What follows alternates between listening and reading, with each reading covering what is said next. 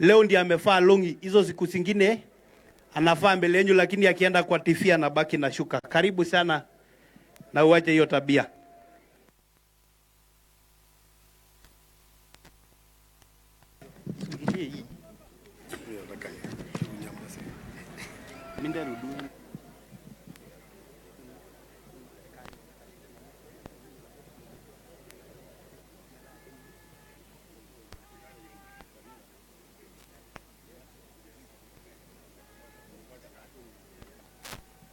Asante sana.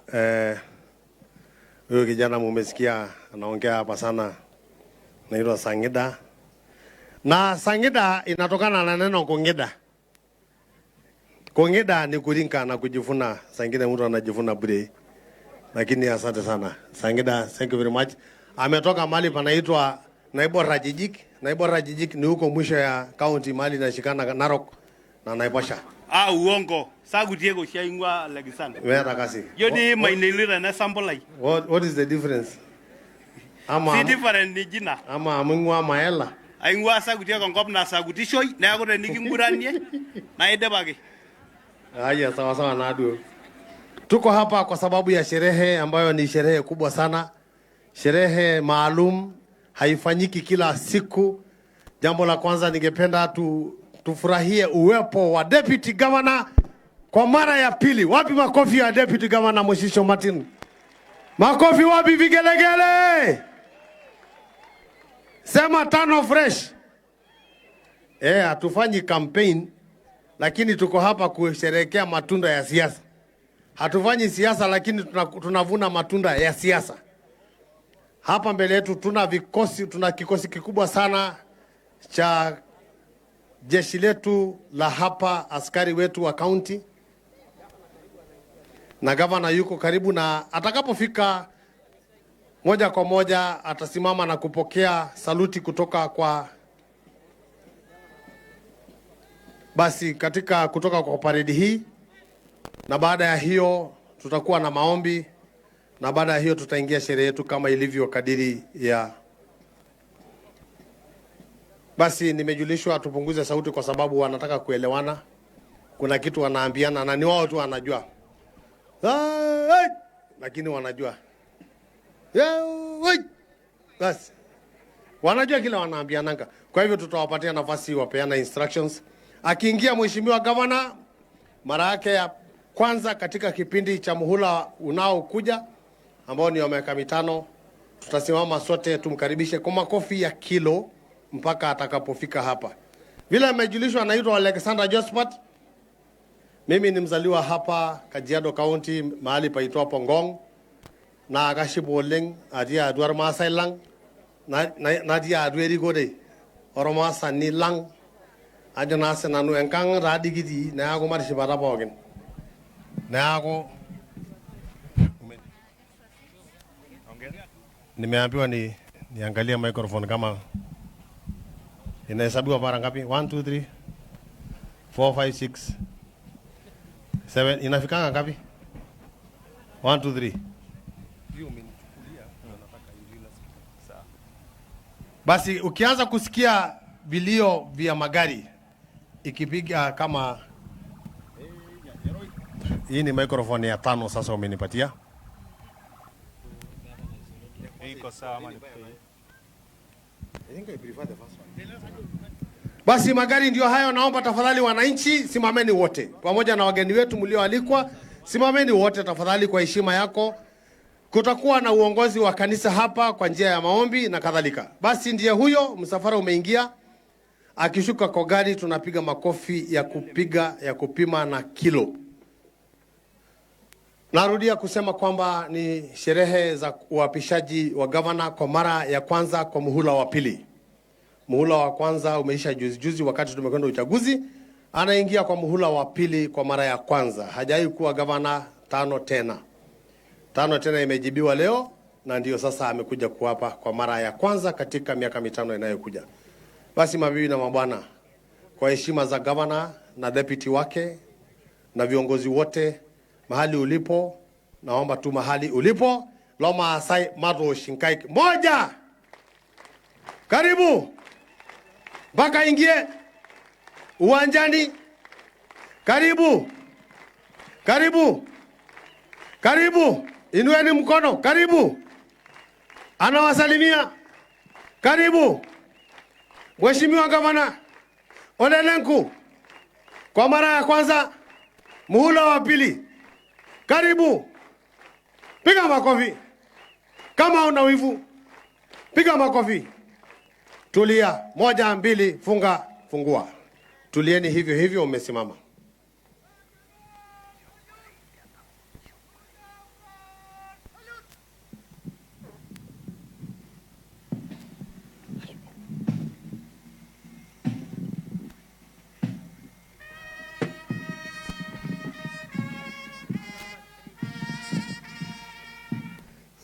Ilete baraka kwetu.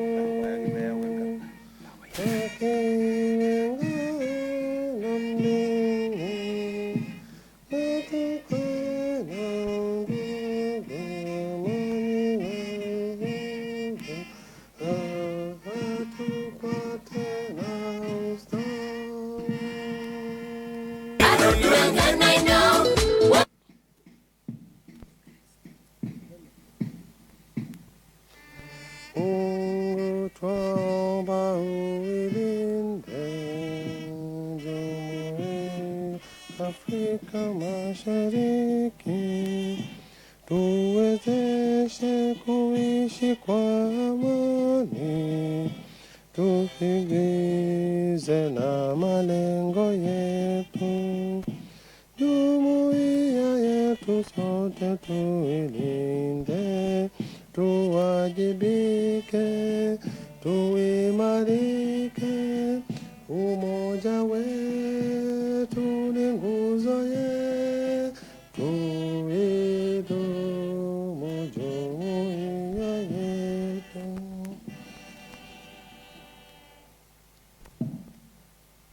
Basi baada ya nyimbo hizo mbili, moja ni National Anthem, wimbo wa taifa la Kenya, na wa pili ni East African Community Anthem. Anakuja kiongozi wa gwaride hiyo kumuomba Mheshimiwa Gavana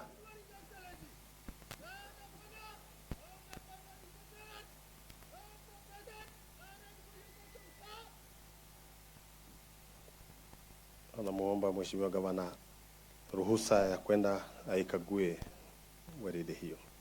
Anaandamana na maofisa wawili wa kikosi hicho. Tuendelee kusimama kwa heshima hiyo ya ukaguaji wa gwaride. Kama mnavyojua, Mheshimiwa Gavana wa kaunti ya Kajiado amekuwa gavana kwa mara ya kwanza mwaka 2017, akiwa ni gavana wa pili katika Kajiado County, na ametumikia Kajiado County kwa miaka 5, na miaka 5 imekwisha hivi majuzi. Kukawa na kampeni, kukawa na uchaguzi tarehe 9 mwezi wa 8 mwaka huu, na akachaguliwa tena. Yuko hapa kuanza muhula wake wa pili, hatamu yake ya pili na ya mwisho katika utawala wa kiti cha ugavana Kajiado County. Tuna fahari kubwa, haswa kwa wale ambao walipendelea achaguliwe tena, lakini kama anavyotuhimiza kila siku, anasema anaunganisha kaunti ya Kajiado, na yuko hapa kuanza safari yake tena kwa miaka 5 inayokuja.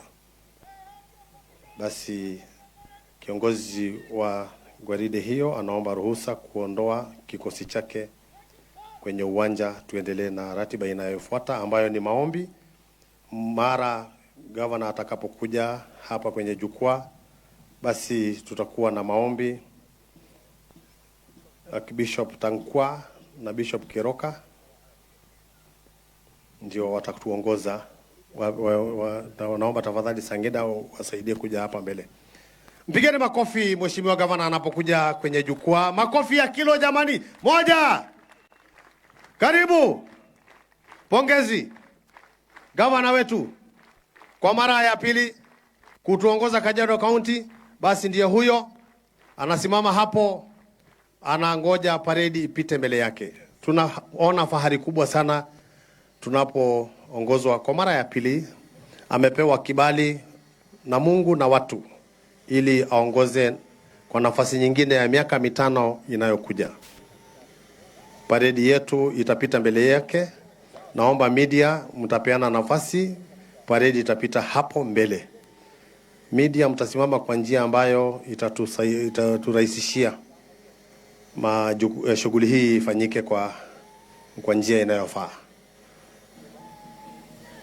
Nazidi kushukuru watu wote mliofika hapa bila kujali ni chama ama kabila ama tabaka ya aina yoyote, isipokuwa kwamba sisi ni wakazi waliounganika katika kaunti ya Kajiado, ambayo tunayo fahari kubwa kusema kwamba sisi tunaoishi hapa tunaipenda. Wazaliwa wa hapa, wageni waliokuja kuishi nasi hapa, sote ni kitu kimoja. Na kuanzia sasa na kuendelea miaka 5 inayokuja na siku zinazokuja, tunatarajia kwamba tutakuwa na umoja zaidi hata kuliko hapo mbeleni.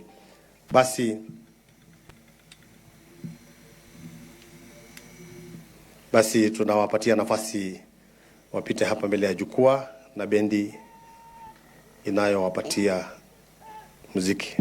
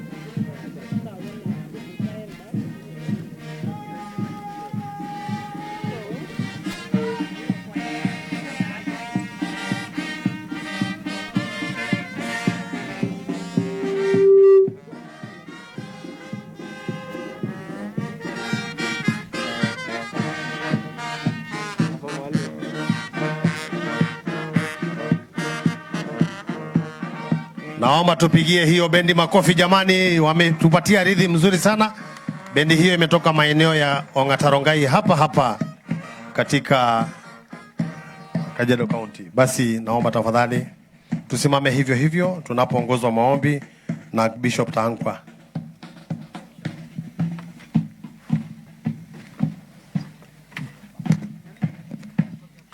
Amen. Majina yangu ni Bishop Gabriel Pulei, sio Bishop Tangwa. Naomba tuweze kuvua kofia zetu ili tuweze kuomba.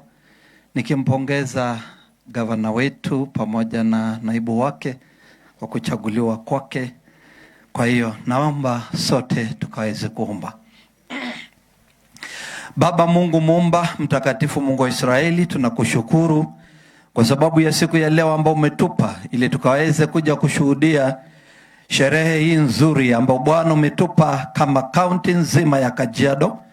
Na kushukuru ni kwa sababu ulimwezesha gavana wetu His Excellency OLE LENKU pamoja na gavana Mushisho ili kuja kuchaguliwa kwa mara ya pili katika uongozi wao.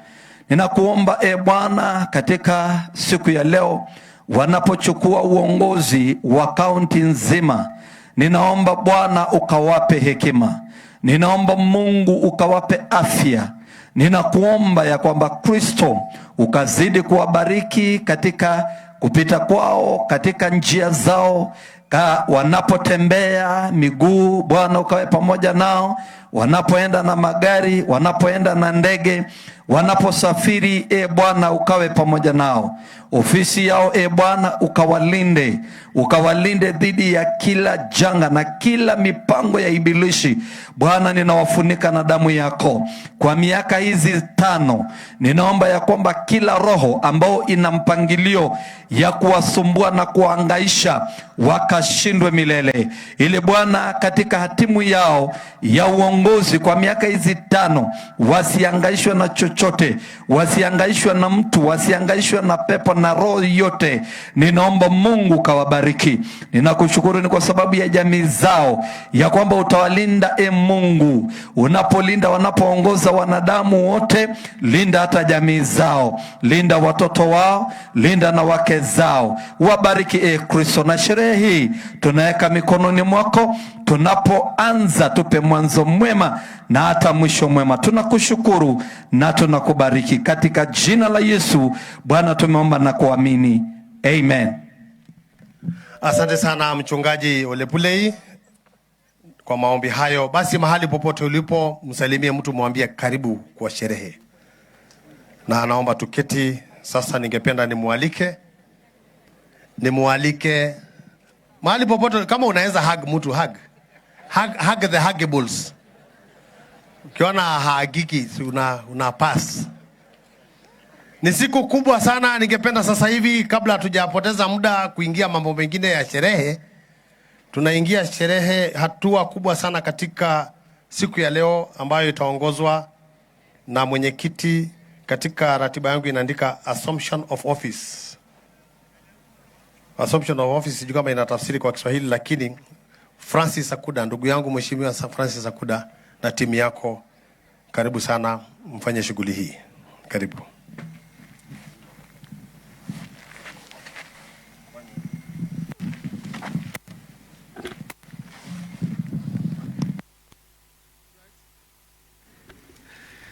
Your Excellency Governor-elect, Your Excellency Deputy Governor-elect, and all protocol observed. My name is Francis Ole Sakuda. I'm the chair of the Assumption of Office of Governor Committee. And before I call them here to make an introduction, I would like just to take this opportunity to congratulate both of you for being elected to lead our great county of Kajiado. I take this opportunity now to welcome my colleagues to just step forward so that I can introduce them to you and to the people who are gathered here. Maybe I can just mention their names. On my far right is our county commissioner, Mr. Wanyanga. Let us give him an applause. We have our clerk, Mr. Lebosa Isa. We have our court registrar, High Court Registrar here in Kajiado, Madam Jane Kamau. We have our county attorney, Mr. Augustine Sekeyan. And we have Mr. Mikoki, who was part of our secretariat. And we have our chief officer, Mr. Metian, who was our secretary. And we have our chief officer of culture, Mr. Mepukori. And we have our police commandant, KAJIADO, Mr. Mwongela. And we have Mr. Fabiano, who is our intelligence coordinator, and Mr. Kunga, representing the Ministry of Devolution, and our retired chief, Mr. Kaaka, and our chief officer, ICT, Mr. Matanda, and Mr. Njoroge, who was also part of the secretariat, and Leama Loitu, who is the chief officer administration and was also part of the committee. Thank you so much, and may God bless you.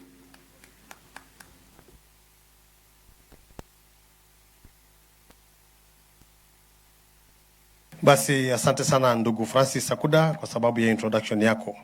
Basi bila kupoteza wakati tutaingia sehemu inayofuata. Sangida, tukiwa na wewe hapa, ningependa tufanye introduction.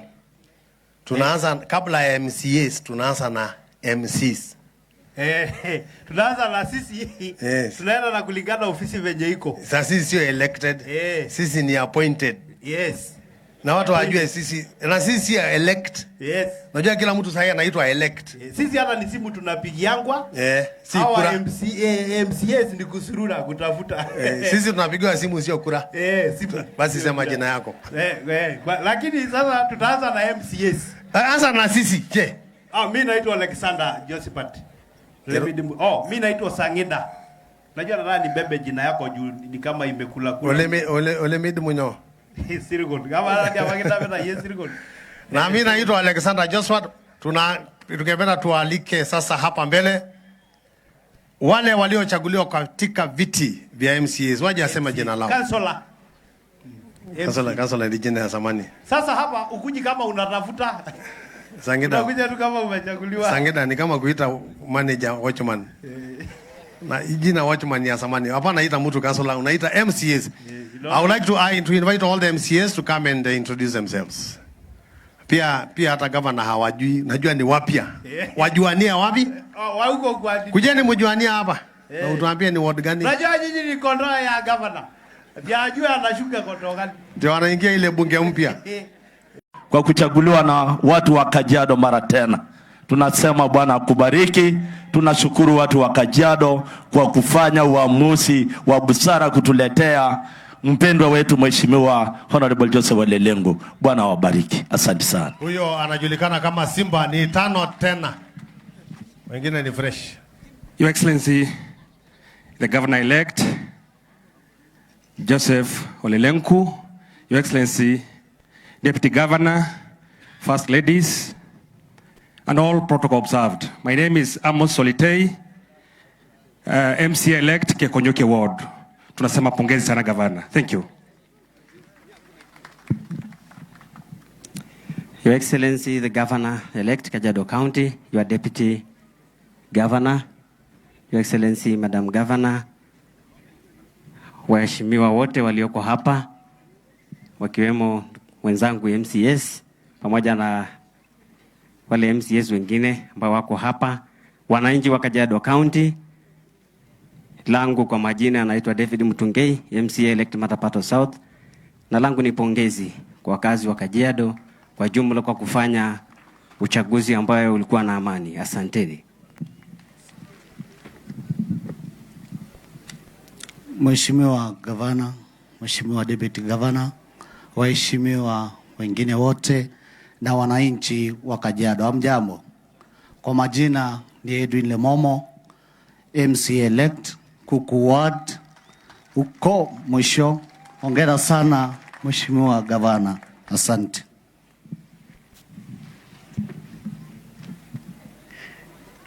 Your Excellency, our Governor, the Deputy Governor, Madam Governor, Madam Deputy Governor, and all protocol observed, ladies and gentlemen, good morning. Kwa majina ni Kiresian Isaac, MCA-elect Magadi Ward. Thank you so much and congratulations. Ashe. Your Excellency, the Governor of Kajiado County, Joseph LENKU, Mama Edna LENKU, Your Excellency Martin Moshisho, Madam Moshisho, all protocol observed. My name is Bernard Olemoloma. I'm from Kenya Poka Ward. Pongezi sana Governor, pongezi watu wa Kajiado. Nanyo eji ormorani oiboro logweru. Ashole. Your Excellency, the Governor-elect Kajiado County, Deputy Governor, wafanyakazi wote wa serikali na wa county, pamoja na wananchi wa Kajiado County. Majina yangu ni Abraham Osoi, MCA-elect Matapato North. Na wapongeza sana wakazi wa Kajiado County. Tunaomba tuendelee tufanya kazi pamoja na nashukuru sana, asanteni. Your Excellency, the Governor of Kajiado County, and the Deputy Governor, First Ladies, watanji watukufu wa Kajiado, hamjambo. Mimi naomba tupungiane mkono, ni kama tumeboeka kidogo, tupungiane mkono. Ninaitwa Mheshimiwa Paul Matuya, MCA-elect Kitengela Ward.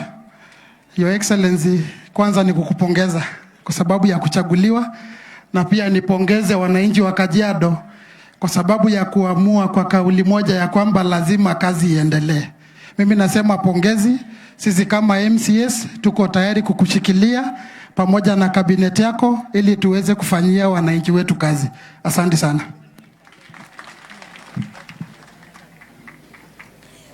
Your Excellency, Governor, Your Excellency, the Deputy Governor, wananchi watukufu wa Kajiado, amjambo. Tusalimiane, amjambo. Kwa majina naitwa Simon Saitoti, MC-elect Purko Ward. Na ningependa kushukuru Mungu na kupongeza gavana wetu na kupongeza wananchi wa Kajiado, nikiwaambia kwamba kwa umoja kazi itasonga mbele. Mungu awabariki. Asante. Basi Mheshimiwa Gavana, Deputy Governor na viongozi mliofika hapa, mumesikia kwamba hao ni ma-MCA waliochaguliwa. Wengine ni mara ya pili, kama Oluwasa amegonga sasa anaanza ingine sijui ya ngapi. Mahali mlipo, ikiwa mumependezwa na hawa waheshimiwa waliochaguliwa, inueni mikono, waanze kuzoea makofi ya kilo. Wajua wamekuwa wanasiasa. Makofi ya kilo moja.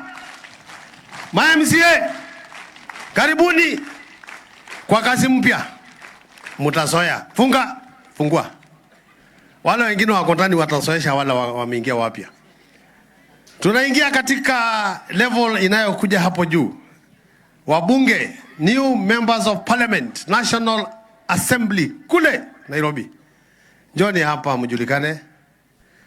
Kujeni hapa, naona mmoja amekuja. Hata haesi ngoja. Huyu rafiki yangu Memus. Ndio nyama ya rogia amu, aise tulifanyia campaign. Na huko nitupia kakitu, lakini hiyo tutaongea. Yes, ni tano fresh. Wabunge wote waje hapa tafadhali. Wabunge wote waje hapa tuwafahamu. Na kama hakuna any volunteer MPs nominated ama bado haijafika nominated.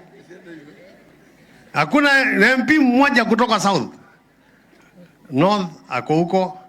Sungu alipata nafasi ama alicheswa? Tulisikia nani mwingine? Wapi Central, ndugu yangu Memusi. Basi wako njiani. Basi tutapatia ndugu yetu nafasi, ingia hapo. Mpigeni makofi kwa sababu yeye amekuja peke yake. Ndugu yangu karibu. Asante sana. Your Excellency Governor Ole Lenku, Your Excellency Deputy Governor Moshusho, Her Excellency First Lady Edna Lenku, Mama Beatrice Moshusho, Presiding Judge, all guests invited, members of Kajiado County and other members elected, wananchi wa Kajiado wote, hamjamboni. Bwana Yesu asifiwe. Your Excellency, I've come here also to join the great people of Kajiado County to congratulate you and say pongezi for getting a second chance, and people giving you a second chance by electing you as a governor of this great county. Governor, the people have listened to you during your campaigns, what you have been telling them. And they have shown today their confidence in you by giving you the second chance to serve us. I wish to wish you all the best today, that may God guide you as you start the second journey of delivering to the great people of Kajiado on your great plans you have for these people. May God bless you indeed. Watu wa Kajiado, nataka kusema asanteni kwamba mumeonyesha imani kubwa sana kwa gavana wetu LENKU. Najua leo wengi wanaangalia, wengi walisema kwamba gavana arudi, lakini peupe saa 6 before ijafika saa 6 gavana LENKU anaapishwa mara ya pili kama gavana wa Kajiado. Ni yeye wa kwanza kuchaguliwa mara ya pili. Mimi nataka kusema kama mtu wake, nimesema asanti na Mungu wa uzima wabariki. Mimi ninaitwa Sakimba Parashina, mjumbe aliyeteuliwa Kajiado South. Alikuwa miaka 20, aliyeingia leo ni huyu kwa tikiti yetu cha chama cha ODM chini ya Azimio One Kenya Alliance. Ya mwisho kabisa, nataka kuomba wa Kenya kwamba let us maintain peace, as we have already shown peace during the campaigns and during the announcements of all the results. I know we are eager to wait on the outcome of the Supreme Court, but I also kindly ask you to maintain peace and allow our courts to do their work and await the final verdict from the Supreme Court. May God bless the great county of Kajiado. May God bless Kenya. Ndugu yangu Mheshimiwa Parashina, umeongea kama mbunge. Anaweza hawezi. Ameanza kuzoea, si ndio? Basi kwa niaba ya wale wote wabunge wote wa Kajiado County ambao tunaipenda sana, ambaye gavana wake yuko hapa, mbunge wa West hajakuja, mbunge wa East hajakuja, Central hajakuja, na North pamoja na South aliyefika, kwa heshima yao piga makofi ya kilo moja. Na ingine fungua. Hiyo ni kwa sababu ya heshima ya watu waliochaguliwa na kura ambazo zilihesabiwa na zikafika. Tunaingia kiwango cha 3 ambacho ni mheshimiwa mbunge mama. Bado ni hatua ile ile, mbunge mama, women representative MP. Kama yuko hapa tunamkaribisha. Mama aliyechaguliwa kama mbunge mama katika National Assembly. Kama hajafika tunapiga hatua nyingine. Haya, tunaendelea. Hatua nyingine ni ya senator aliyechaguliwa, hayuko pia. Na tukifikisha hapo, kwanza wapigie kofi moja, siku nyingine watakuja.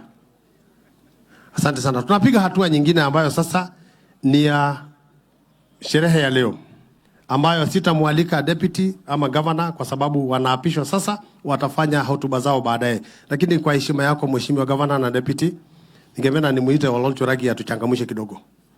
Oloncho Ragi kwa redio yeye. Wao utaranyisho kidogo. Kuna wimbo ambayo nyimbo ni mzuri wakati tunafanya shangwe, kwa sababu mbinguni tutaimba milele. Kama upendi kuimba duniani, safari ya mbinguni wachana nayo. Uko utaboeka kwa sababu kama upendi kuimba hapa, hata uko wachana na hiyo safari. Oloncho Ragi kuja, patia sisi wimbo mmoja tuchangamuke. Naomba tafadhali, kwa sababu ya heshima hiyo, ndio kwa sababu tujue kwamba ni sherehe, tusisahau kwamba ni sherehe. We know it is full of formality, but we also need to enjoy ourselves. Tunapoendelea kusherekea wabunge, ameingia mbunge ambaye amechaguliwa, sijui barabara za kwao bado ni maramu, amekwama huko, mbunge wa Kajiado East. Wala Maimai mwenyewe, asante sana, karibu salimia gavana, uje hapa uongee. Karibu mheshimiwa mbunge.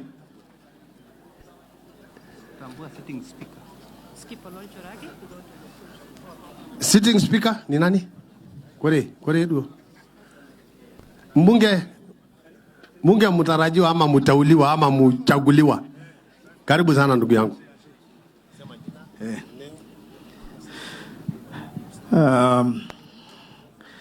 Your Excellency, our beloved Governor Joseph Ole Lenku,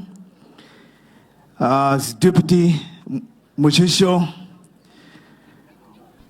fellow legislators, the County Assembly, all protocols observed. Mimi naitwa Mheshimiwa Kakuta Maimai, mbunge wa Kajiado East. Tuko na furaha tele kufika hapa kusherekea ushindi wa gavana wetu Ole Lenku na kaunti yetu. Ushindi wake ni ushindi wa kaunti yetu na Maa community. So without taking much time, we're extremely proud, we're very happy, and we are looking forward to working together in supporting our county government, supporting our governor, to make sure that our people's lives have been changed for the better. Without further ado, wacha nifikishe hapo. Tunashukuru sana, asanteni wote. Nawashukuru constituents wote wa Kajiado East ambao walinipatia kura nikachaguliwa kama mbunge wa East. Nawashukuru sana. Na ndugu zetu wa kaunti mzima ambao waliniweka kwa maombi yao, nasema asanteni sana. Mungu awabariki. Mtusaidie, mtushikilie ndio to deliver development kwa watu wetu. Asante, Mungu awabariki. Mheshimiwa Kakuta Maimai, mpigieni kofi moja. Asante sana mheshimiwa, ameongea mpaka Kisungu. Ukisikia mheshimiwa anasema without further ado, ameanza kazi. Hiyo ni lugha ya cheo, mnasikia? Semeni without further ado. Hiyo huwezi sema hivyo kama hujapata kura. Tupigia makofi ya kilo moja. Tatu inakuanga tatu ndio asoe. Moja nyingine. Na nyingine ya pili. Fungulia hapo basi. Ningependa basi nimpatie Mheshimiwa Speaker, rafiki yangu Johnson Osoi. Sijui kama ni speaker aliyeko, anayeketi, anayeondoka, lakini yuko kwa sasa. Mipango ya siku zijazo hatujui, maybe atatuambia kama ako na clue. One of the most able speakers in the Republic of Kenya, Mheshimiwa Osoi Johnson. Mpigeni makofi. Asante sana Alexander. Mheshimiwa Gavana mteule, Mheshimiwa Joseph Ole Lenku pamoja na mkeo, Mheshimiwa Naibu Gavana, Mheshimiwa Moshisho pamoja na mkeo, waheshimiwa wajumbe wa Bunge la Kitaifa waliochaguliwa, waheshimiwa wajumbe wa Bunge la County ambao wamechaguliwa upya, pia ninatambua wanaoondoka, viongozi wa tabaka mbalimbali, nikitambua nimeona pale wazee wengi Seuri wako pale na watambua sana. Wakaaji wa Kajiado na wasalimu kwa jina la Yesu. Bwana Yesu asifiwe. Enda Subabogin, hamjambo. Mheshimiwa Gavana, tumekuja hapa kwanza kukupongeza kwa kushinda kura iliyopigwa kura zaidi ya 300,000 na karibia watu 200,000 hawakukupa kura, lakini 117,000 wakakupa kura, ukawa mshindi. Pongezi. Pili, nimekuja hapa kwa mwaliko wako wewe binafsi, na niliandamana na marafiki kadhaa. I wanted to make this look like an international function, and I know in a few days you're going to miss my English. Yeah, as you elect a new speaker. I have a friend who came with me, a young lady from New York City. Her name is Itang Yang. Itang, please stand up. And she wanted to come and witness this swearing ceremony. Thank you. Secondly, kuna rafiki yako gavana anaitwa Bwana Waweru Stephen, ambaye ametoka kule Kiambu. na ni rafiki yako na ni mwanafunzi wangu wa Alternative Dispute Resolution, na akaniuliza kwamba nimruhusu ama nimwalike aje hapa, na akaja, na yuko pale. Bwana Waweru yuko pale, is waving right behind you. Asante.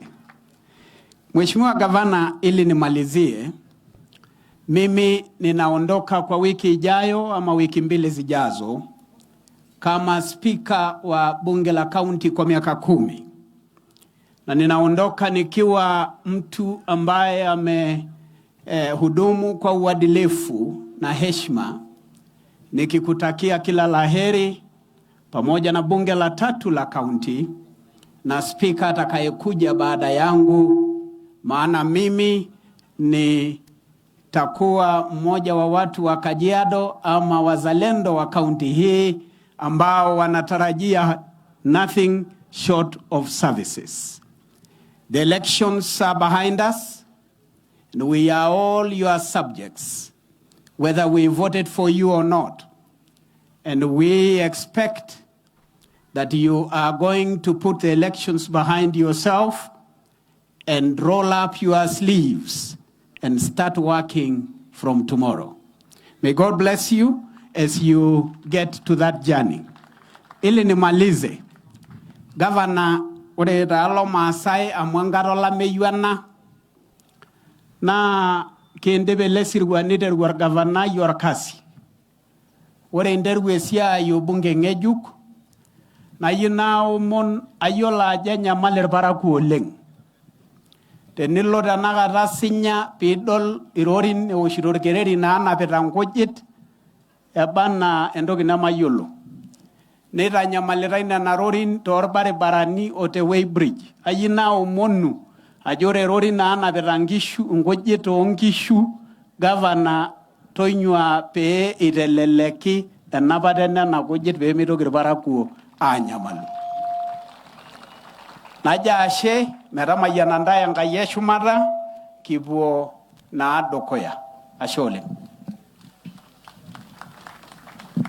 My dear brother Speaker, the sitting Speaker, the current Speaker, Mheshimiwa Johnson Osoi, he had desired to be the senator for Kajiado County for some time. We even started campaigning, and then our good Speaker decided to let it go.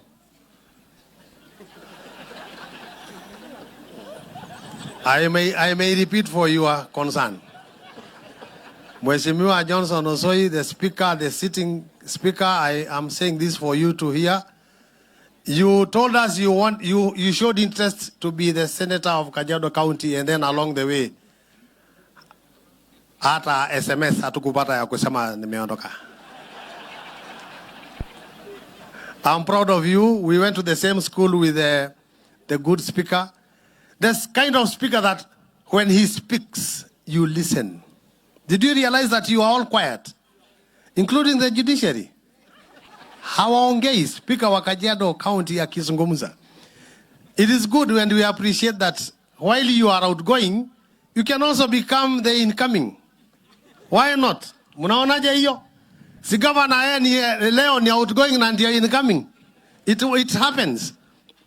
So Mr. Speaker, sir, we look forward for you, as you say that you want to position yourself as not a service provider but a service receiver. We want you to provide the services of speaking on our behalf. Now I would like us to go straight away. We've been asked not to do some entertainment for now, so that we get into this very, very particular segment that actually inaugurates this whole function, where we have the inauguration of the incoming Speaker.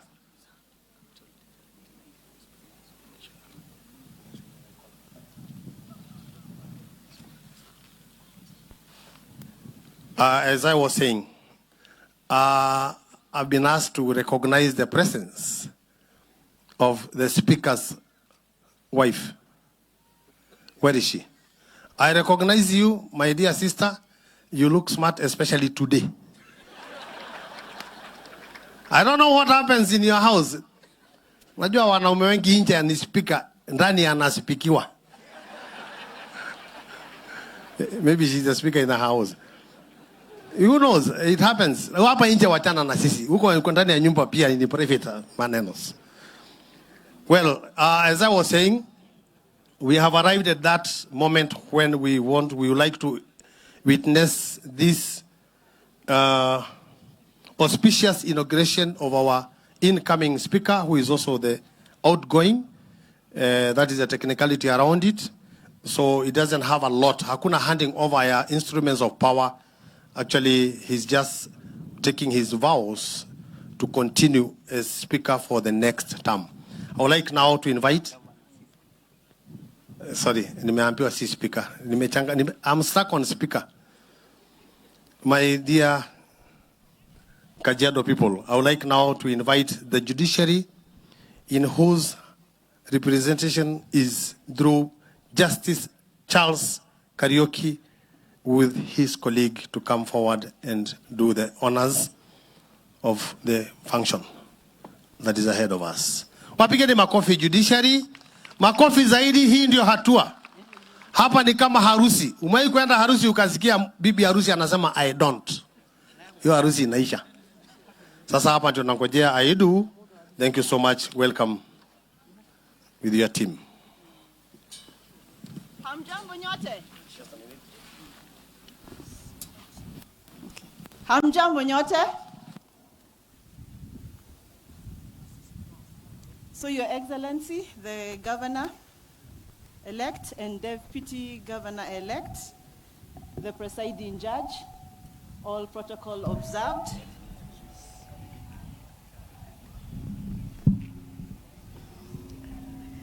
Your Honor, my name is Liza Gesheha. I'm the Chief Magistrate, Kajiado Law Courts. Your Honor, this is a swearing in the ceremony of the Governor of Kajiado County, pursuant to Gazette number 9887, dated 17th of August 2022, in fulfillment of the requirements of Article 74 of the Constitution, and as read with Section 12 of the Assumption of the Office of the Governors Act 2019. My Lord, you are called to administer the oath of the Office of the Governor. I now wish to introduce the Governor-elect, Honorable Joseph Jama Ole LENKU, ID number 11187957. You have to confirm you are really the one. So we kindly request you to come forward so that you can take the oath. And with your spouse also, karibu sana mama. Yeah. No, I don't need to verify the ID. Yeah, I'm sure he's the one. Yes. Yeah, I also wish to invite the judge, presiding judge, Justice Charles Kariuki, to come forward. So you may proceed to come to the lectern. Yes. And lift the Bible. Place your hand on the Constitution, on the right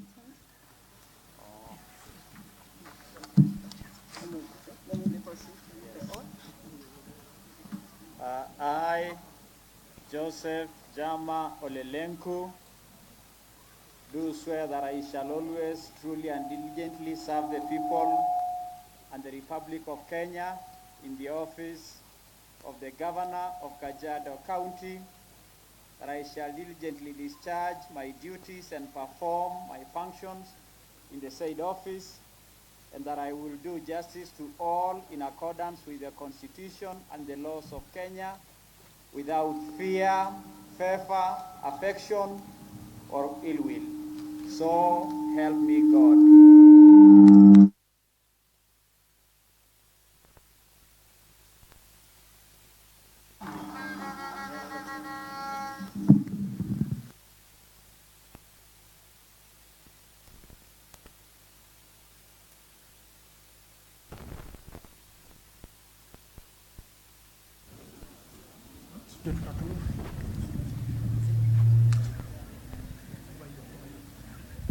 Basi mabibi na mabwana, amekwenda pale mheshimiwa gavana baada ya kula kiapo. Kwanza tupige makofi kwa sababu ya kiapo jamani.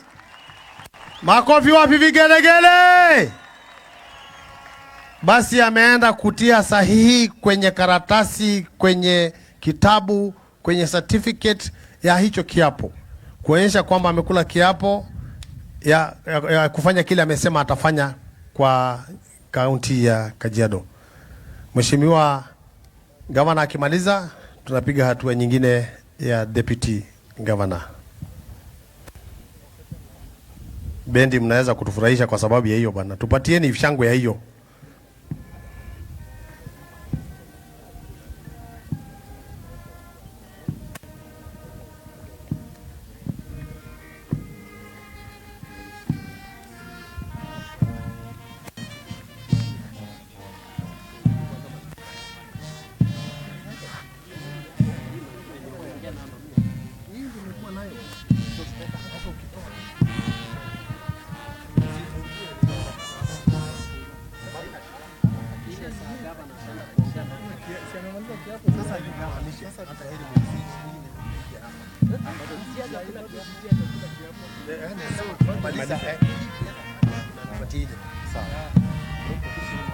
Bani mwa Bwana siku zote za maisha yangu,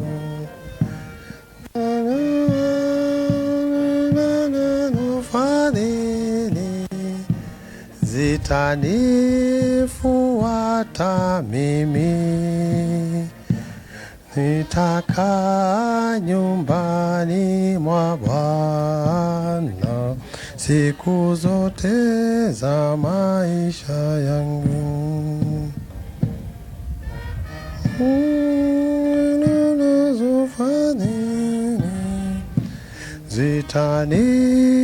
Zitanifuata mimi, nitakaa nyumbani mwa Bwana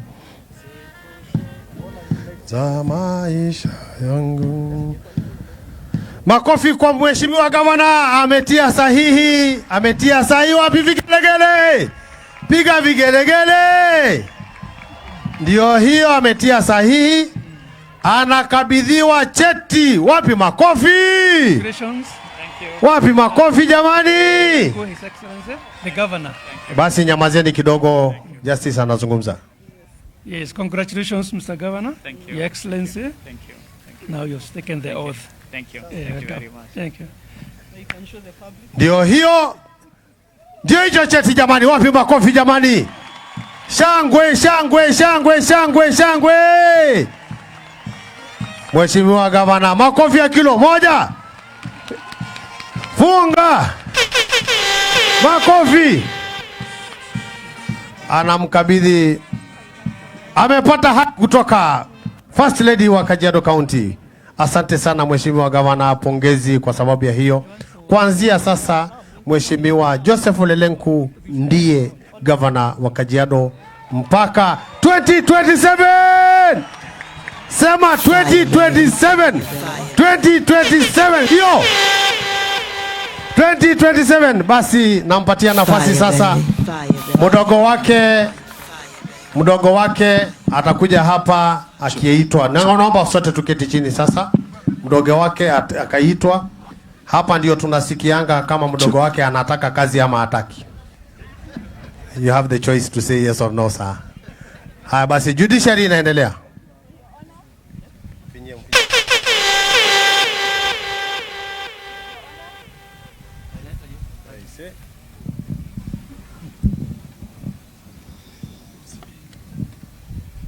So, Your Honor, we now go to the Deputy Governor-elect. Your Honor, this is the swearing of the ceremony of the Deputy Governor of the Kajiado County, pursuant to Gazette number 9987, dated 17th of August 2022, in fulfillment of the requirements of Article 74 of the Constitution, as read together with Section 14 of the Assumption of the Office Governors Act.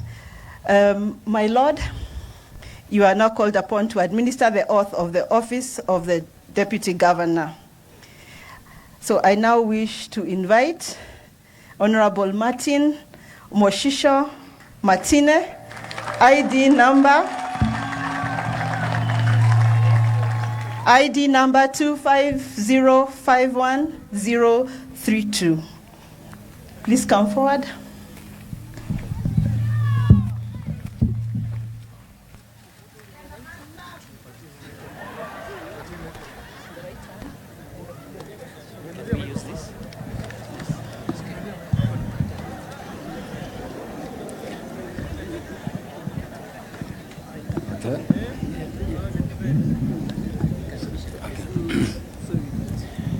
I, Honorable Martin Moshisho Martine, swear that I shall always truly and diligently serve the people and the Republic of Kenya in the office of Deputy Governor of Kajiado County, that I shall diligently discharge my duties and perform my functions in the said office, and that I will do justice to all in accordance with the Constitution and the laws of Kenya without fear, favor, affection, or ill will. So help me God.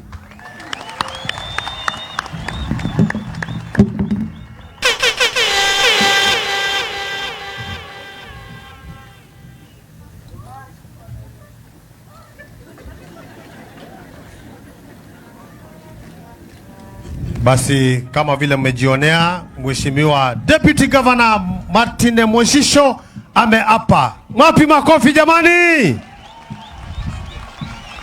Inayofuata sasa ni hatua ya kuweka sahihi kwenye cheti hicho ambacho ni kwa ajili ya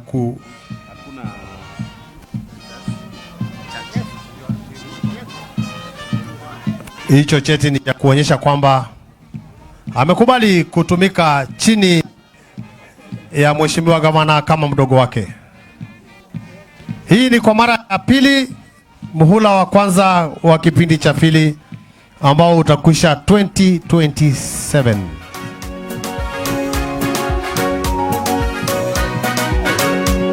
DJ, naomba tusikilize band.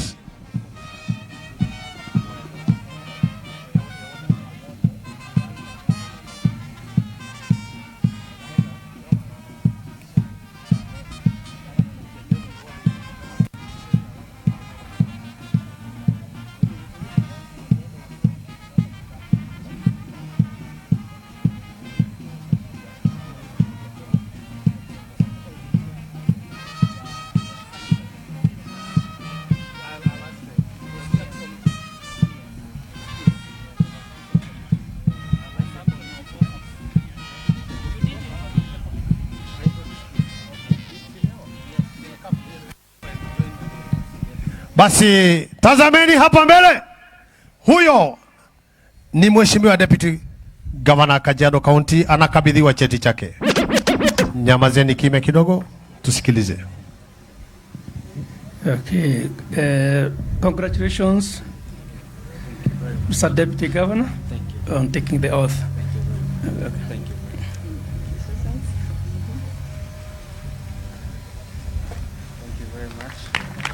Makofi jamani. Makofi. The new Deputy Governor Kajiado County, Mheshimiwa Martin Moshisho, wapi vigelegele. Kuanzia sasa mpaka 2027. Sema 2027. Hapo ndio bila interruption. Asante sana. Naomba kabla hujaondoka Mheshimiwa Deputy, muziki tuzime kidogo. Zima kidogo, asante. Naomba tuzime tuelewane.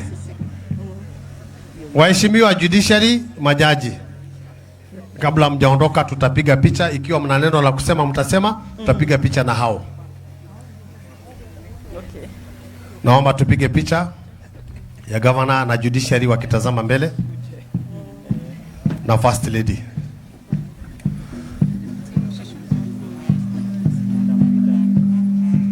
Naomba kwanza, sijui kama wataenea wote.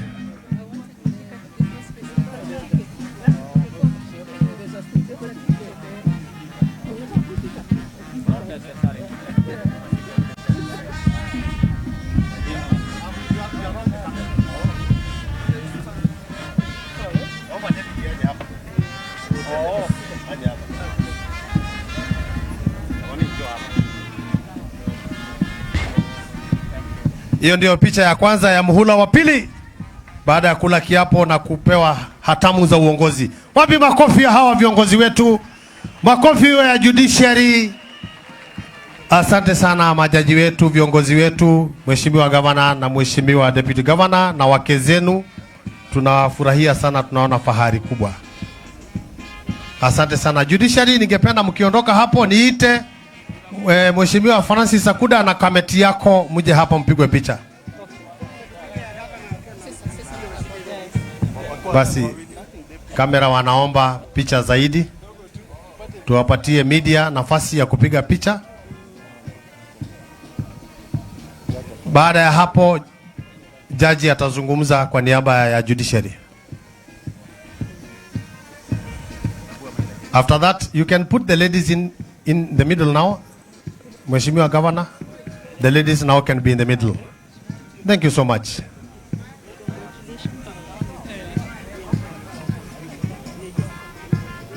Whether the instruments of power ziko wapi? Tungependa kuwaona nazo. Moja shika yako, angalisha mbele. Don't open it. You need to open it. Wamechanganya yote mbili lakini inatoshana, haina neno. We are proud of that. Ni kama title deed. Familia za hawa viongozi wetu waje hapa sasa, watoto. Tukiwa hivyo watoto tafadhali. Mkera.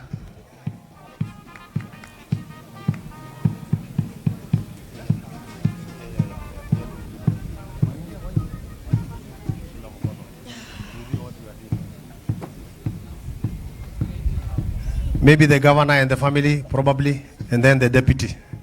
Maybe the families are too big. Tupatie governor kwanza, Mheshimiwa deputy. Maybe tupatie governor na familia yake. How is that? Yes, asante sana. Deputy, mko kwa kamera hapo nyuma. Unaonekana. Haya, tunafurahi sasa familia. Watoto furahini. Furahini katika Bwana siku zote. Biblia inasema katika kitabu cha Wafilipi. Asante sana familia ya Mheshimiwa Gavana. Baada ya hapo tutakuwa na Assumption Committee, itapigwa picha. Yes. Mheshimiwa Deputy Governor, kama mnaweza kutoshea hapa kama familia yote.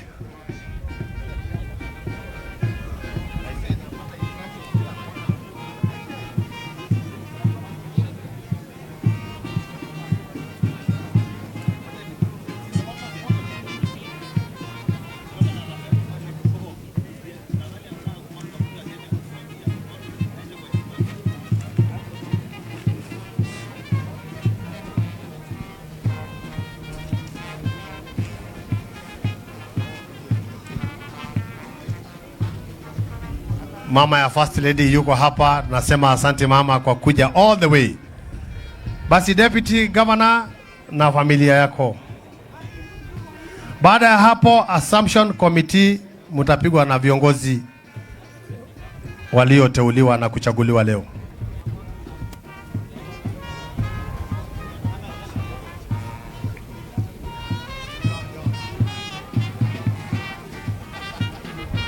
Ndio hao viongozi wetu, mkubwa na mdogo wake. Pongezi. 5 years fresh. Hii ni kazi. Wameomba kazi, wapewe waifanye.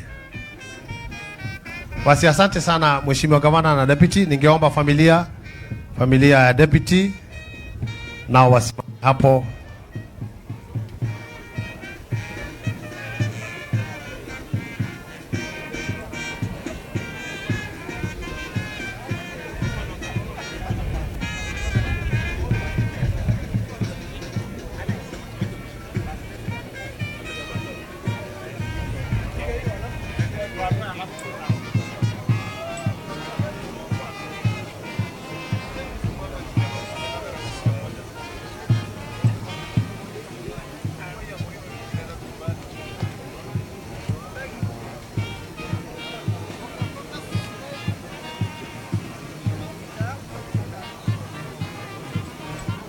Smile, tazama mbele, smile. Naona picha ya Mheshimiwa DG iko mpaka na international investors. Basi familia ingine inaweza ondoka, tubaki na baba, mama na watoto wao. Baba, mama na watoto wao. Baba, mama na watoto wao pekee. Na wazazi basi. Asante. Wazazi wa First Lady wako wapi? Mama ya First Lady yuko? Mama ya First Lady? Kwa hii.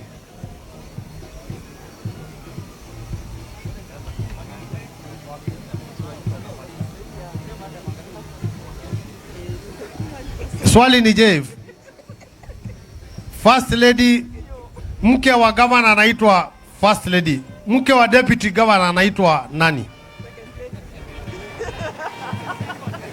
First and second? Hiyo atatuambia. Asante sana. Picha zimekuwa nyingi, naomba tumalizie hapo. Watoto, mama na baba. Hii ndio familia tunaisubiria 2027 na tuogopi kusema. Wapi makofi? Tuna matumaini jamani.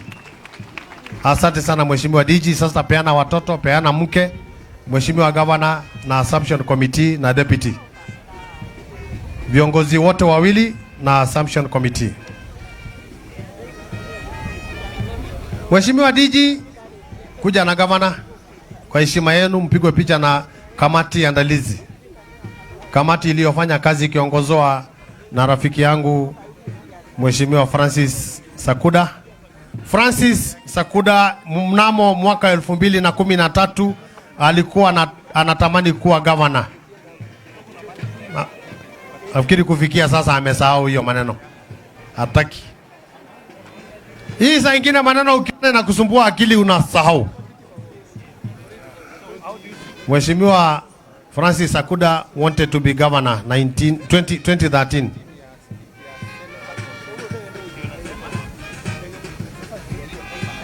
We have international visitors. Mheshimiwa Johnson, Speaker, you had people from America. Wako wapi?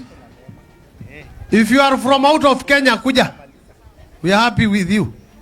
If you are from out of Kenya, pigwa picha na Mheshimiwa Governor na DG. Anybody from out of Kenya? Watu kama kusema Nyahururu hivi, Loitok. Oh, hiyo ni Kenya. Some people from USA. Tanzania, dada yetu kutoka Tanzania. Just join in. She's the wife to an MP in Tanzania. She's actually my niece. The lady in black is from New York. Semeni New York. Which part of New York? Oh, Harlem. Ametoka Harlem. Kuna Harlem, kuna the Bronx, kuna Queens, kuna Njenga, Maina Njenga. Mpigeni makofi, amekuja kusherehekea sherehe ya leo na msafara wake mkubwa. Maina Njenga, mnamfahamu sana, maarufu sana. Very famous. Hapo huko wewe ni famous popote ulipo. Semeni the famous Njenga. The famous Maina Njenga, we are happy to see you sir. Ulikuwa unatafuta kiti gani alafu ukachana na hiyo maneno? Asante sana. Wengine wameingia akina Chorus. Pigeni hiyo line mpigwe picha ndio tumalize sherehe yetu. Tupige tu.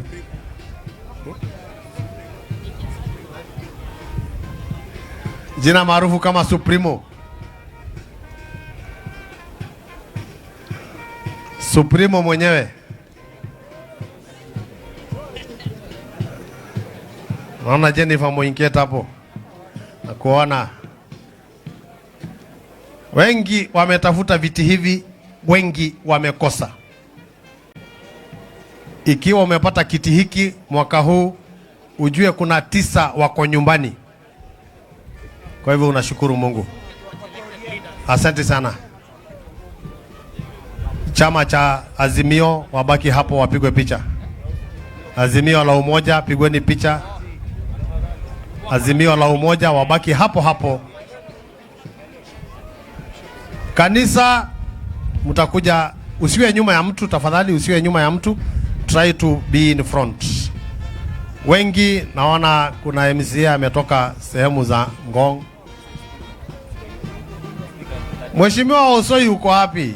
Mbona sikuoni kwa hii picha? Viongozi wa tabaka mbalimbali ni wakati baada ya harusi picha upigwa. Kwa hivyo usiwe na haraka. Baada ya harusi picha nyingi upigwa, napigwa bwana na bibi harusi anapigwa na hawa, bwana na bibi harusi anapigwa na hawa, lakini leo ni bwana gavana na mdogo wake. Hakuna bwana na bibi harusi. Viongozi wote mtakuja mmoja mmoja, mnajipanga, tafuta namna vile utapigwa picha. Vile utakavyopigwa picha. Na kanisa watawakilishwa na maaskofu walio hapa na wachungaji. Hao ni viongozi waliotafuta kura wakapata, wengine walitafuta ikaponyoka. There are ladies behind somewhere. Ukipigwa picha hata uonekani. There are ladies behind the deputy. Ladies come in front, tafadhali mpigwe picha hiyo, hamkuonekana. Haina maana usimame na huku pigwa. Kama ulikuwa nyuma ya picha, simama mbele sasa.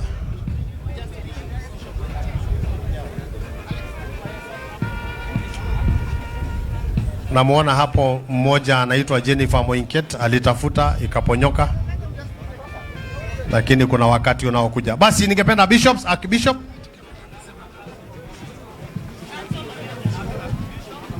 Council of Elders, bishops kwanza alafu Council of Elders. Bishop. Kuna youth for Lenku watakuja mwisho.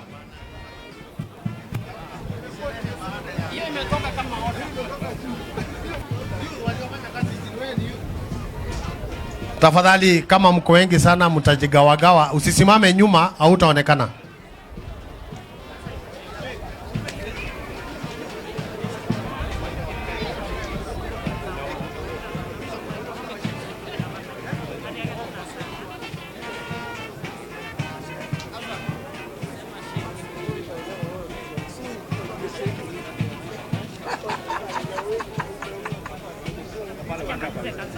Ikiwa uko nyuma mahali hauonekani, basi haitakuwa na maana kupigwa picha.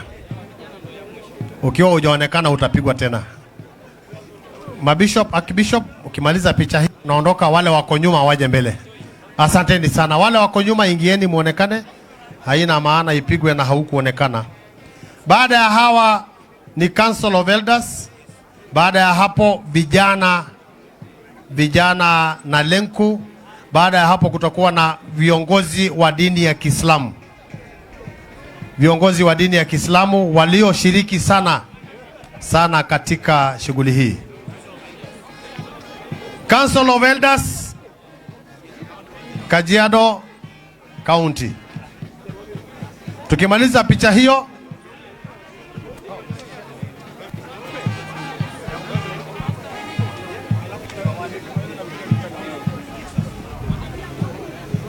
Council of Elders, naona ni watabaka mbalimbali. Basi washek, wazee wa Islamu tokeni kidogo, tupatie wazee wa council. Waislamu na wazee wengine tupatie hao wenye mashuka kwanza, utapata nafasi yako. Wale wamevaa mashuka kwanza, seuri. Nimewaambia ni kama sherehe ya harusi, ikiisha tunapiga picha, msiogope. Na nimejulishwa kwamba kuna wageni mashuhuri bado wanasubiriwa kuingia, na tutazidi kuangoja, watatukuta tukiendelea.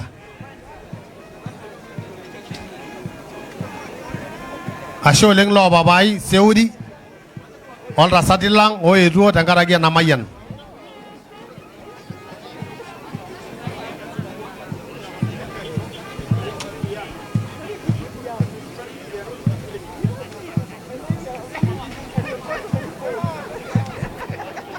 Ashena leng inshallah leng lo babai, basi wanaingia wa sheikh.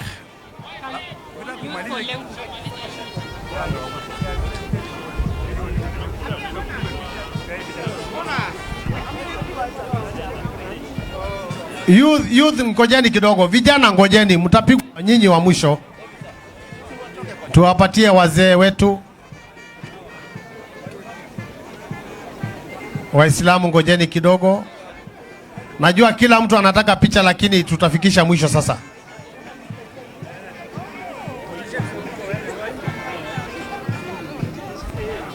Nimesema youth wangoje kidogo. Youth for Lenku ngojeni kidogo, wapatieni senior citizens nafasi. Wazee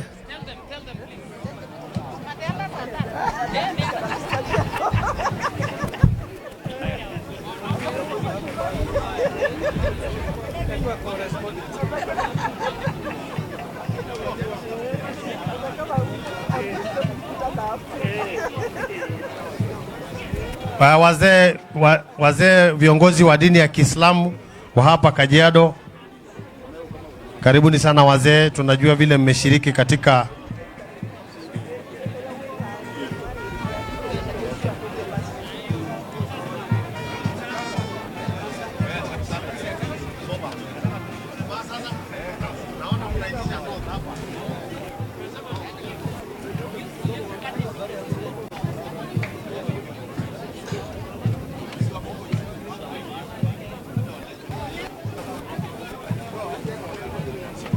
Asante sana wazee wetu wa dini ya Kiislamu.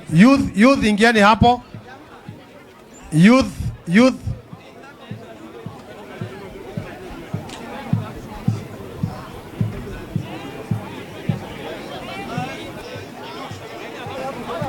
Youth tafadhali, youth.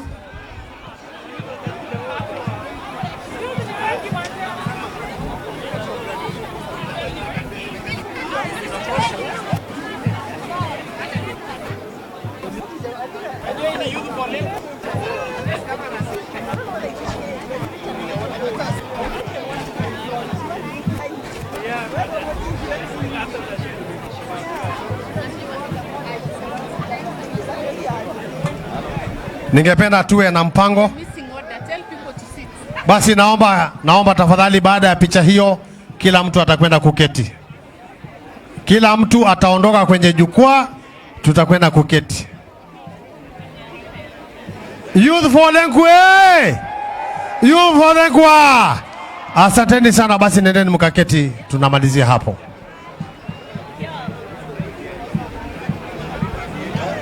Naomba tafadhali, asante sana.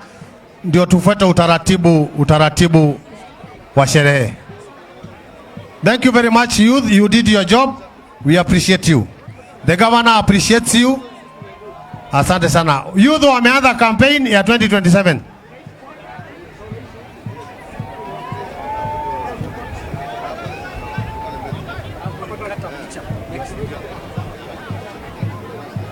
Naomba kila mtu aondoke kwenye jukwaa. Thank you very much. Asante sana. Asanteni sana.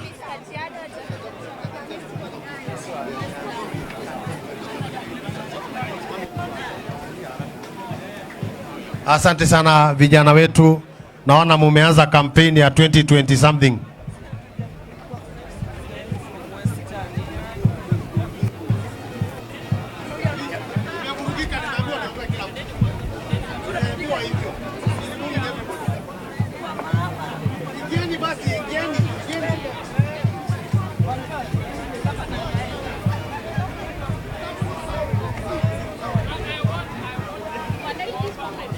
Basi naona watu wengine wanakuja, wanaingia picha, lakini ni sawa tu. Ningependa tukimaliza tuondoke tafadhali. Najua kila mtu ni rafiki ya governor, lakini hatutapiga kila mtu picha. Asanteni sana. Asante kila moja. Asante Ashe na Leng, tunajua wengine watasikitika hawajapigwa picha, lakini hiyo ndio hali. Usiogope kama hujapigwa leo. Ofisi mtatembelea huko, mtapigwa picha. Naomba tafadhali tumalize mambo ya picha, program iendelee. When the governor and the DG will be ready, they'll assume their seats and then we can continue with our program.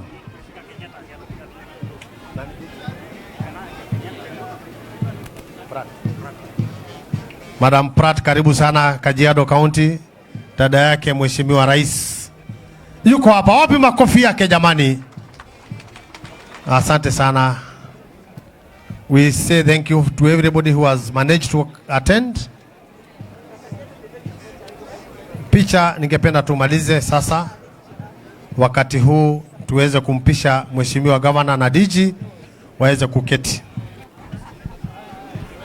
Asante sana. Tafuta nafasi ya kiti chako. Najua kila mtu angependa kumpongeza rais, Mheshimiwa Gavana. Nimeenda mpaka rais. Mheshimiwa Gavana, pole sana na pongezi kwa sababu ya hiyo. Basi ningependa kualika kwaya hapa ifunge sherehe hiyo ya uapishaji. Asante sana bendi, mnatuweka katika hali nzuri. Mount Zion Choir. Mount Zion Choir, tunaingia kipindi cha shukrani. Shukrani kwa njia ya nyimbo za kumsifu Mungu. Sasa ni wakati wa kumwambia Mungu asante kwa njia ya nyimbo. Kutakuwa na kwaya na wimbo moja. Kwaya ya kwanza ni Mount Zion, ya pili ni SDA Choir. SDA ama Mount Zion walio karibu waingie uwanjani.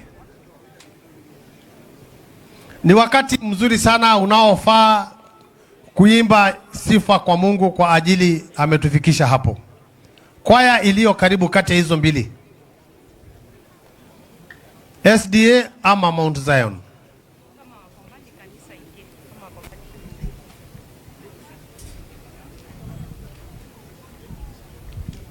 Tunajaribu, tunawapatia kanisa kwaya nafasi ya kuweza kutumbuiza kwa nyimbo za kumsifu Mungu, na ikiwa kwaya iko mbali ningependa kupatia kanisa wakati huu Mount Olive. Mount Zion or Olive? Mount Olives, where are you? Mount Olives, where are you? Mount, ndio hawa anakuja. Mount Olive aliandika Mount Zion, lakini Olives na Zion inafanana, inakaribiana sana. Ndio hao kwaya wanakuja. Nimerudia kusema kwamba ni wakati wa kumsifu Mungu. Baada ya kwaya hizo mbili, SDA kama watakuwa karibu wataimba wimbo moja, hawa watatupatia wimbo moja Mount Olives. Baada ya hapo nawapatia kanisa ifanye mambo yake ya ibada.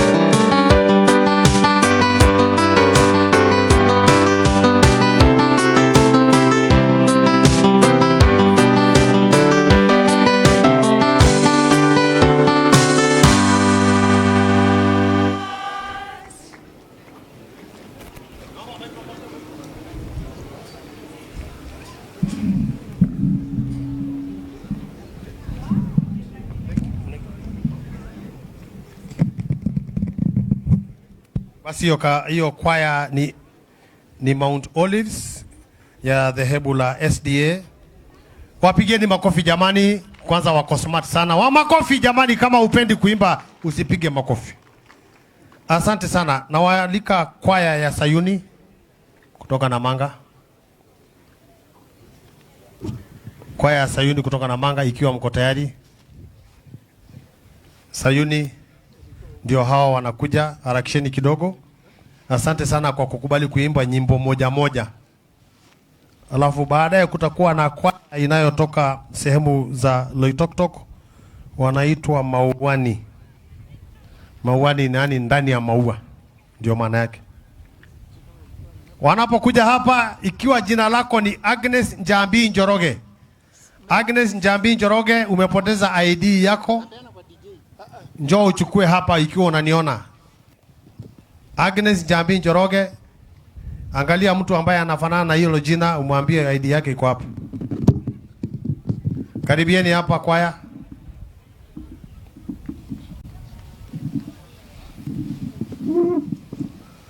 Na zidi kusema kwamba ni kipindi cha shukrani, na shukrani zetu tunazitoa kwa njia ya kuimba.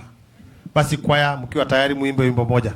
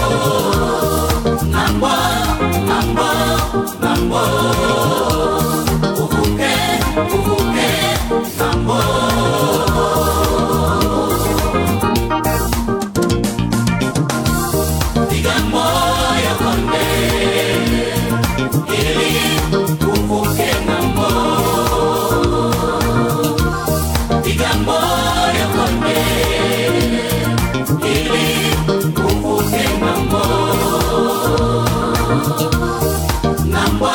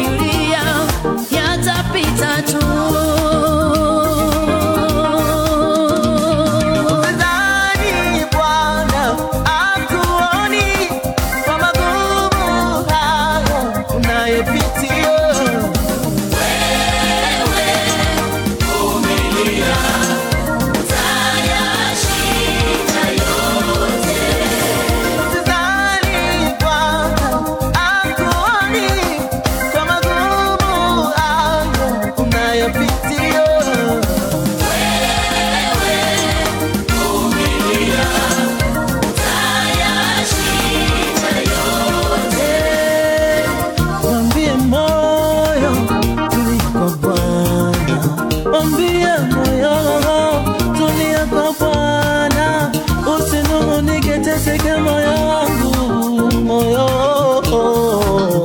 sirudi nyuma, moyo wangu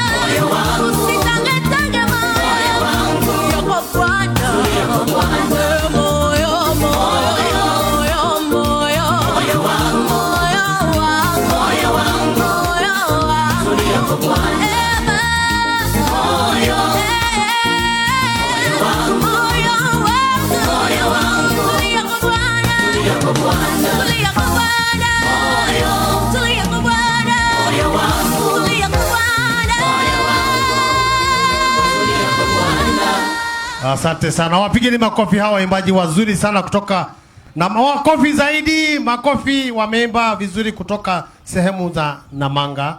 Wanaimba Kiswahili kizuri sana. Tumejiuliza wimbo huo ni MP3, ni MP4 ama ni MP6?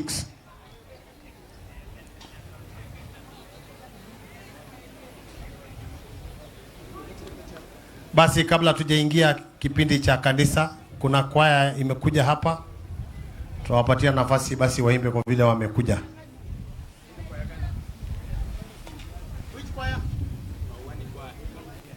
Basi ile kwaya Mauani kutoka Oloitoktok wana muda mfupi pia atuimbie wimbo moja.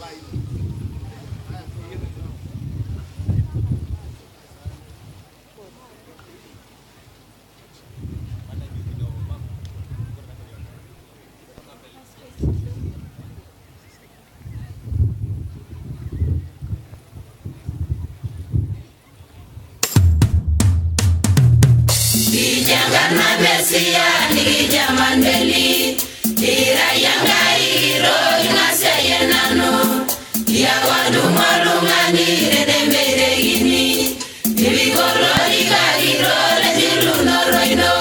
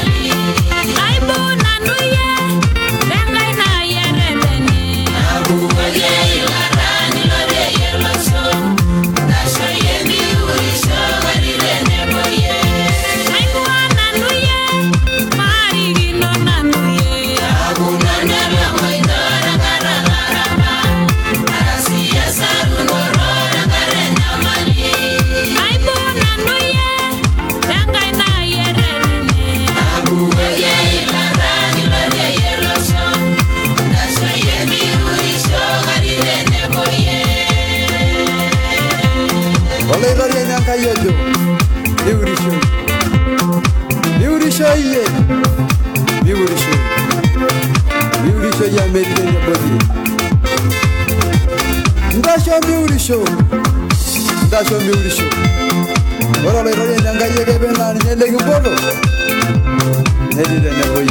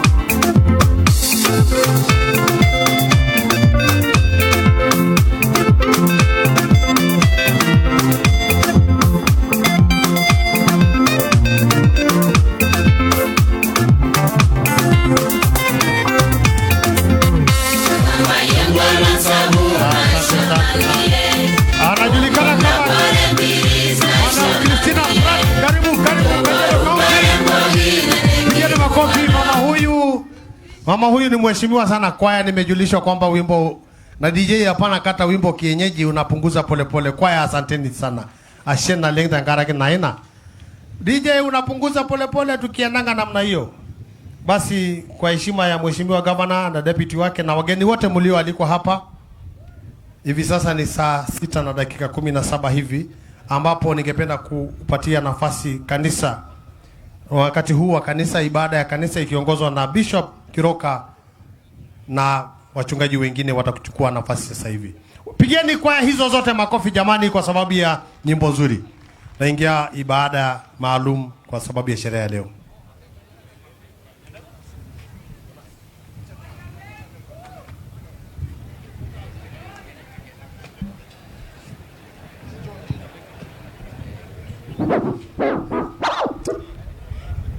Aya. Basi gavana wetu Ole Lenku, Mama Edna, naibu gavana wetu mama pia, wageni wa heshima walioongoza hafla hii, maofisa wa mahakama yetu, wageni wengine mashuhuri walioalikwa, wananchi wa tabaka mbalimbali katika kaunti yetu, ninawasalimu nyote kwa jina la Yesu. Hamjambo? Makofi mazuri kwa furaha ya siku ya leo. Basi tunapoenda kuanza ibada, gavana wetu, tunayo maaskofu wengi ambao wameweza kuja, na kwa sababu ya nyakati tutawaomba tu kwamba nitawataja kwa majina kwa heshima kuu na nyakati yenu ambayo mmeweza kutoa kuja hapa. Gavana wetu tuna askofu Olonapa wa kanisa la Baptist, tuna askofu Rampei, tuna askofu Bishop Muasia wa makanisa ya ESM, tuna askofu Melio kanisa la Lutheran, tuna askofu Pulei, Tuna Askofu Nakola kutoka Narok, Askofu Ole Tinkoi kutoka pale Kiserian, na pia Archbishop Ole Tangwa ambayo yuko hapa, na makasisi wengi, pia Bishop rafiki wetu wa Pefa, pia Bishop Meki yuko hapa nimeambiwa, na kwa hivyo tunashukuru makasisi wengi pia ambao wamefika hapa, kasisi wako Reverend Ndunda na wazee kule Wasio Ngata Rongai, makasisi wa madhehebu mbalimbali na mapasta wengi ambao wamekuja. Tunashukuru sana. Basi kwa sababu ya muda hii ambao tungependa kwenda kuingia katika maombi, ninapowaalika Archbishop Peter Tangwa, Bishop Tingoi, pia Bishop Nakola wanapokuja hapa, vile vile nitawaomba nyote kwa unyenyekevu tukapate kusimama katika vifungu viwili vya wimbo Karibu na Wewe Mungu Wangu. Cha kwanza nachosema karibu nawe, na cha tatu inachosema kwa nguvu ambazo Mungu anatupa. Na basi ningemuomba Askofu Meki akimbia hapa tusaidiane naye katika kuongoza wimbo huu, alafu tutaendelea na hafla yetu ya maombi. Karibu uwe nalo. Karibu na wewe. Basi wote tuanze pamoja. Karibu na wewe Mungu wangu, karibu zaidi Bwana wangu, siku zote niwe karibu na wewe, karibu zaidi Mungu wangu, na kwa nguvu zangu nikusifu,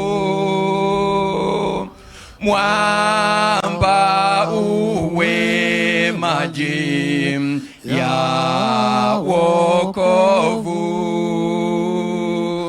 mashakani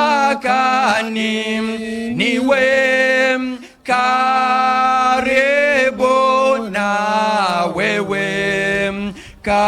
karibu na wewe Mungu wangu.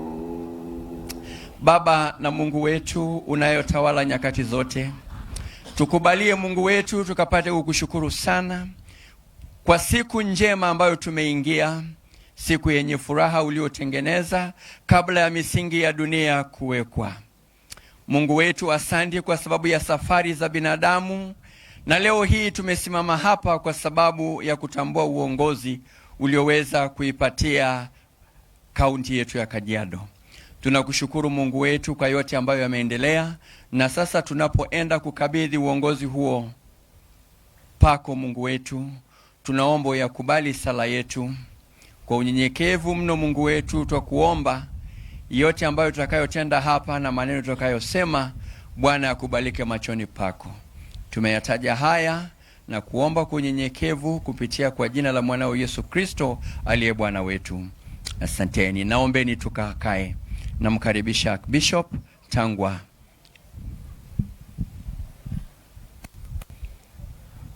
Na wasalimu wote kwa jina la Yesu. Hamjambo. To our able governor elect, deputy governor, and all the protocol observed, I just want to take this opportunity to congratulate you for the winning and for God giving you this chance to lead this county once more.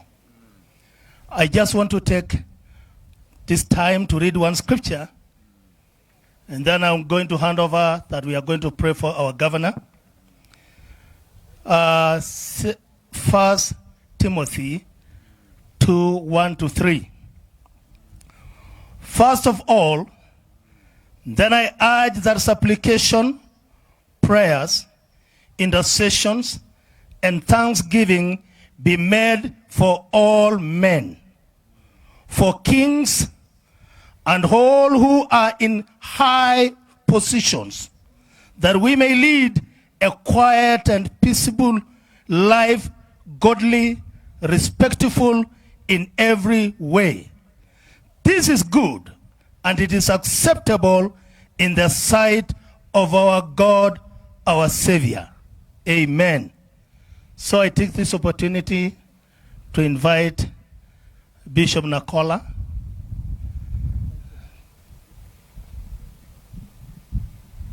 Your Excellency, the Governor of Kajiado County, Honorable OLE LENKU, Mama County, the Deputy Governor, the great people of Kajiado County, I want to bring greetings from Narok County on behalf of the clergy and the people of Narok, and the message of goodwill for the Excellency and for the second opportunity that God has granted to you and the people of this county for you to lead them again. We are happy, we thank God, and I want to say congratulations. May the Lord give you grace, wisdom, knowledge, and understanding so that you propel this county to the higher level that God has given you once again.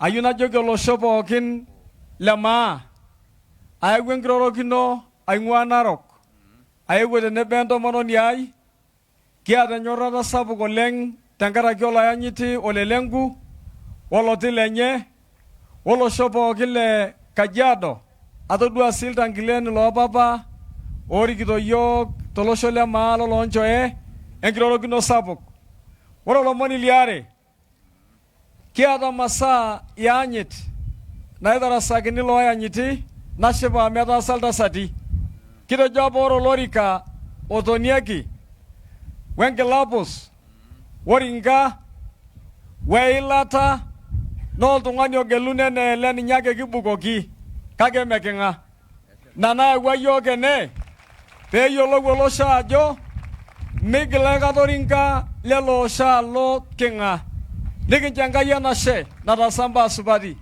niginjanga yo mom olarikoni lena county netum lori kantona nita shelosho ni mimi nangarnang amengaina dibega yok enkope Kenya madama yananda nga yoleng basi wale regero leti ngoya lotu orole nakola reverend na ninyo ori kitoro pastani pokin longa ni sani pokin tor kerenkela Narok negwenga nyit sabu ko lenge wombage ne mkai Kenya na kama roshogi karibu ta Bishop leti ngoyi Asholing, Your Excellency, our Governor, and the First Lady, Your Excellency, the Deputy Governor, na Mama Deputy Governor, pamoja na judiciary yetu na viongozi wote, kwa heshima nitawaomba tusimame, alafu nimkaribisha maskofu wawe pande hii, nikimkaribisha Gavana wetu pamoja na mdogo wake waweze kufika mbele, na First Lady pamoja na Mama Deputy Governor. Basi nitawaomba tukiwa tumesimama hivyo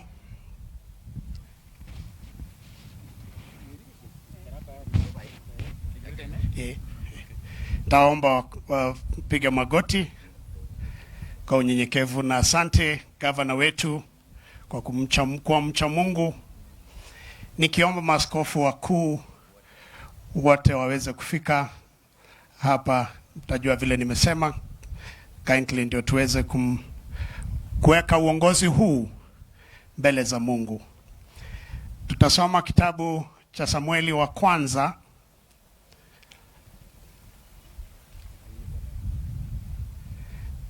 Kitabu cha Samueli wa kwanza mlango wa 16 mstari wake wa 13.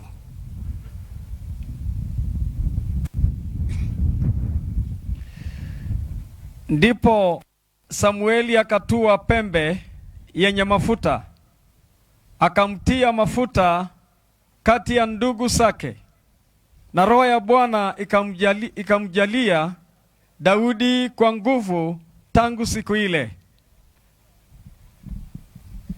Basi na tuombe. Wakristo wote naomba muelekeze mikono yenu kwa viongozi wetu. Baba Mungu, tunaliinua jina lako takatifu. Tunasema Kristo uinuliwe, uabudiwe. Wewe pekee ndiye Mungu mtakatifu mkuu wa kuabudiwa. Tunakushukuru kwa sababu uongozi unatoka kwako. Bwana, asante kwa sababu ya kumteua na kumchagua, kutuchagulia kiongozi Joseph Ole Lenku pamoja na mdogo wake Moshusho. Ninawaleta mikononi mwako Kristo. Nawapeana mikononi mwako. Hivyo umewapatia uongozi. Bwana, tunawaombea wape hekima. Wape hekima ili kwamba Bwana wakaweze kutimiza hiyo ambayo umeweka kwa mikono yao. Hawataweza bila wewe. Naomba kwa mafuta haya Kristo wateue, uwabariki, uwalinde. Hekima yako iwe juu yao. Kama vile ulimpaka Daudi mafuta na Roho Mtakatifu akashuka juu yake kuanzia siku hiyo. Bwana, naomba Roho wako wa hekima, wa baraka, wa kibali ashuke juu ya gavana wetu ili amsaidie kutimiza mapenzi yako katika cheo na uongozi umempatia. Huu ni mwito Bwana umempa. Ni kibali umempa kumweka katika nafasi hii. Na mara ya pili Bwana umemweka hapa. Tunakuomba Kristo ukampe ushindi mkubwa katika jina la Yesu Kristo. Bariki na mdogo wake kwa hekima hiyo, kwa kibali hiyo, ofisi hii ya governor. Mdogo wake Bwana tunambariki. Kibali chako kiwe juu yake. Kwa mafuta hii Bwana mteue na umbariki katika jina la Yesu Kristo.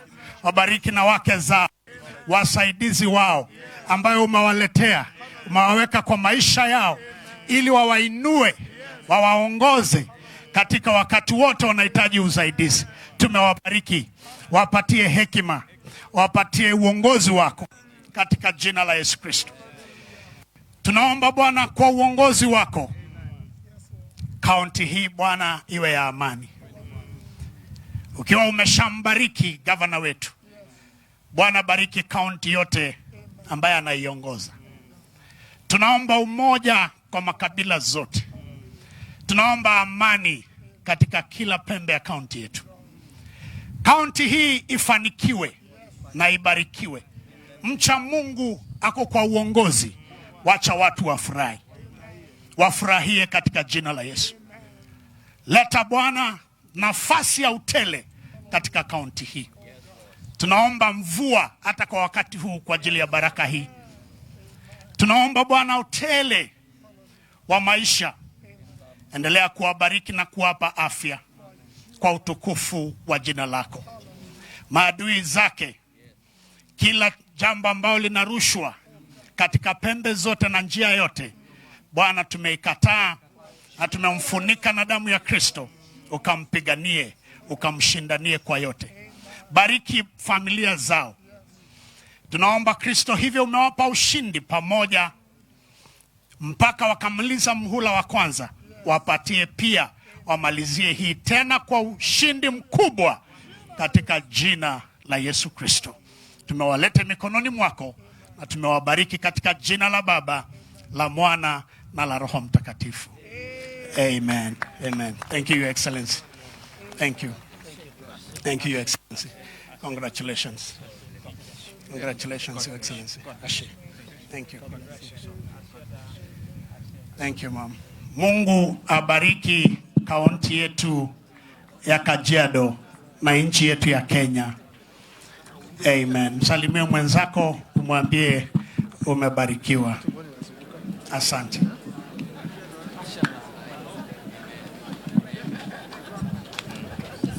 Ngora.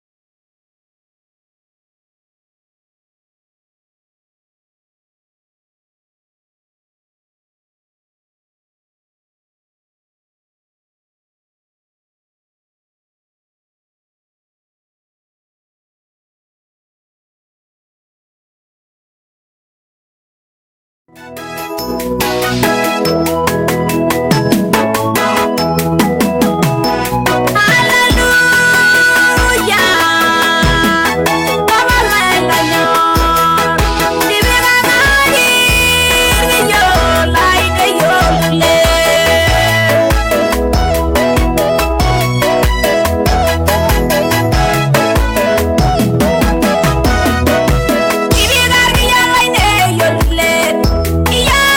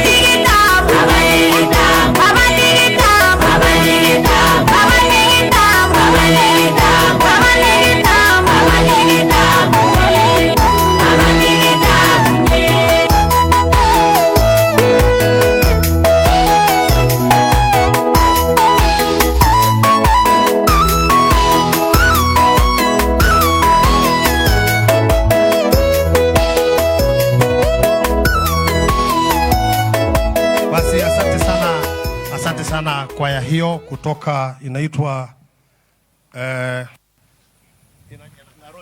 Ilngaroj samahani, PCA, kanisa la PCA.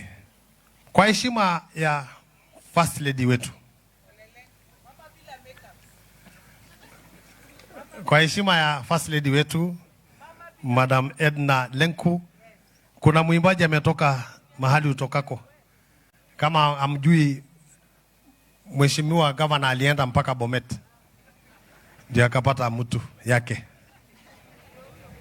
Kama alichukua hapa, huyo ndiye angekuwa First Lady, lakini nafikiri ikabadilika. Basi ningependa kumwalika mwimbaji Emmanuel Rotich aje atulepatie wimbo moja kutoka sehemu za Bomet. Karibu. Asante kabisa. Bwana asifiwe. Bwana asifiwe tena. Okay, mimi najulikana kama Emmanuel Rotich. Tumefuata dada yetu kwa yale mazuri ametenda hapa Kajiado. Kwa sababu inasemekana ukiona mwanaume amesucceed, ujue kuna mwanamke nyuma yake. Mpikie huyu dada yetu makofi. Kama angekuja hapa kuleta furuku, Mheshimiwa Ole Lenku angeendelea. Amungerudia kama huyu dada wetu. Wacha amuke, mpikie makofi. Ninapoita familia wetu tupate wimbo moja. Kuna familia wetu tulikuja kushuhudia yale mazuri Mungu ametendea Mheshimiwa wetu Joseph Ole Lenku. Tunashukuru uliona mrembo kutoka jamii wetu. So kuna wimbo nilikuwa nimekutengenezea. Yeah. Nikikaribisha familia wetu wakuje tuimbe wimbo moja. Yeah. Na nikiomba DJ kidogo. DJ, ningeomba kwa heshima Gavana uje hapa mbele na mrembo wako, msimame hapa. Mudan sawa, watu wa Kajiado wakuone. Na vile naibu wa Gavana kuja hapa na mrembo wako na msiwachilie muonekane. Vijana handsome. Bas. Hiyo wimbo iko na maneno mazuri. Watu wa Kajiado hoye. Mutengeneze kwaya nyinyi waine. Tengenezeni kwaya. Nione mwenye anajua. Hivi. Gavana, wacha mchezo. Watu wa Kajiado nasemaje? Leta volume DJ. Watu wa Kajiado. Tunasema Ole Lenku tano fresh. Tano fresh. Tano fresh. Na Joseph Ole Lenku. Joseph Ole Lenku. Sana Joseph Ole Lenku kwa kazi nzuri. Asante sana Joseph Ole Lenku kwa kazi nzuri. DJ wachilia hivyo. Ole Lenku tano fresh. Ole Lenku tano fresh. Gavana, kuja kidogo. Gavana. Kuja kidogo, twende hivi.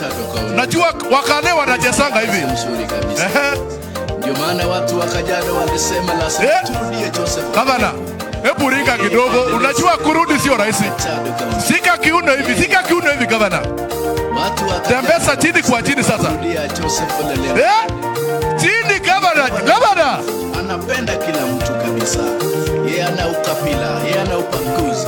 Chini kidogo. Wananchi wote wa Kajiado na Kenya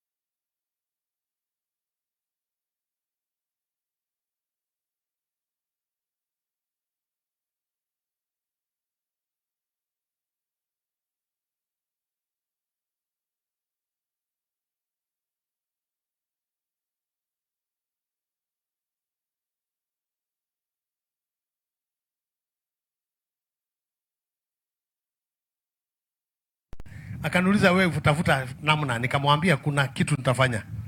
DJ, mahali ulipo, ningependa kupatia nafasi mtu yote ambaye anafurahia uwanja huu. Na baadaye kulikuwa na fitina kuhusu ile kiwanja ilikauka nyasi. Hiyo ni ujinga, kwa sababu angalia kama hii nyasi ni ya kukauka kwa sababu by the way. Tulisikia ndani ya mtandao hata ile nyasi ilikauka. Na angalia inakaukia aje, na kauka aje. Hii ikauki wewe ndio utakauka. Ningependa ikiwa umefurahia sherehe hii DJ, ningependa uweke wimbo wa ujumla unaitwa Firirinda. Firirinda Wale wote walipiga kura, simameni tucheze Firirinda mahali ulipo. Cheza kwa hii nyasi uchangamuke. DJ weka Firirinda watu wasikie mzuri. Simama ucheze Firirinda. Hata kama una marinda. Wewe Kiuma niingia pale katikati waonyeshe vile Firirinda inaendanga. Huyu anaitwa Kiuman lakini uwezi umuita na Kiswahili. Ina change. Uwezi sema Kiuman na Kiswahili. Njoroge. Basi DJ fanya hivyo, ndio kuchangamsha akili, kuchangamsha miili, tufurahi. Huyu anajulikana vile nimewambia. DJ kama hauna usiniangushe bali. Wimbo wa kula.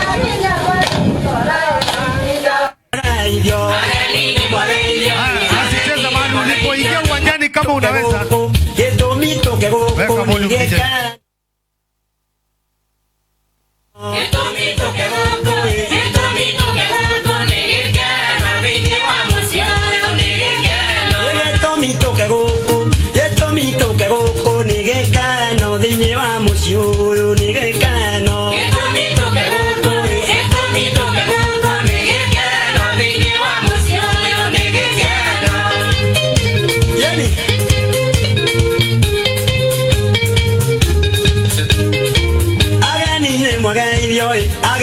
Mwaga hivyo ni mwaga hivyo nanga ilisha mwadhani ni mwaga hivyo. Tunaona mheshimiwa Christina ameingia uwanjani na Firirinda.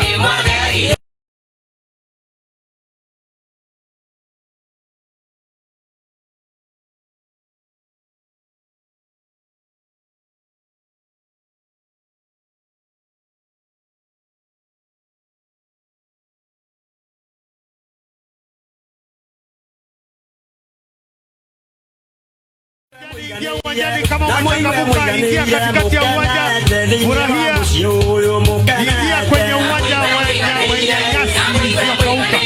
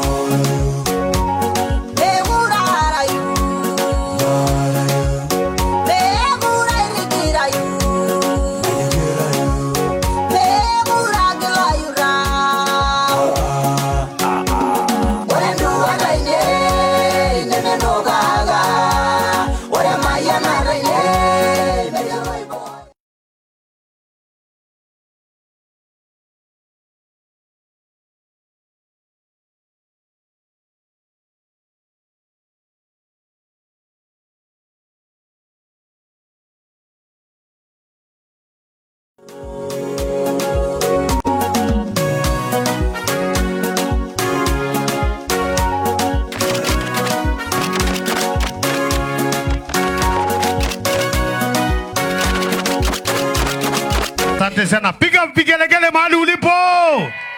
Asante sana, tunarudi kwenye viti tuweze kuendelea na program.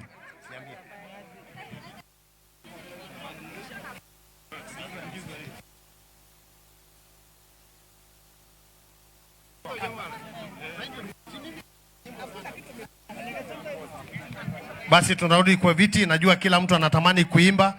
Kuna kwaya zaidi ya 20 lakini hatutaweza kwa sasa. Kila mtu mahali ulitoka, kanyaga hiyo nyasi kwa nguvu na raha. Ona fahari na maringo unapokanyaga nyasi hiyo. Nyasi hii ni mali ya kaunti, ni mahali pako pa kukanyaga. Sasa serikali ni ya wananchi wote wa Kajiado County. Naomba sasa tuketi, tuendelee na utaratibu wa program jinsi ilivyo. Ningependa mtu yote ambaye hajapata nafasi ya kuimba ama kupigwa picha, naomba samahani sana, tutafanya hivyo wakati huo mwingine.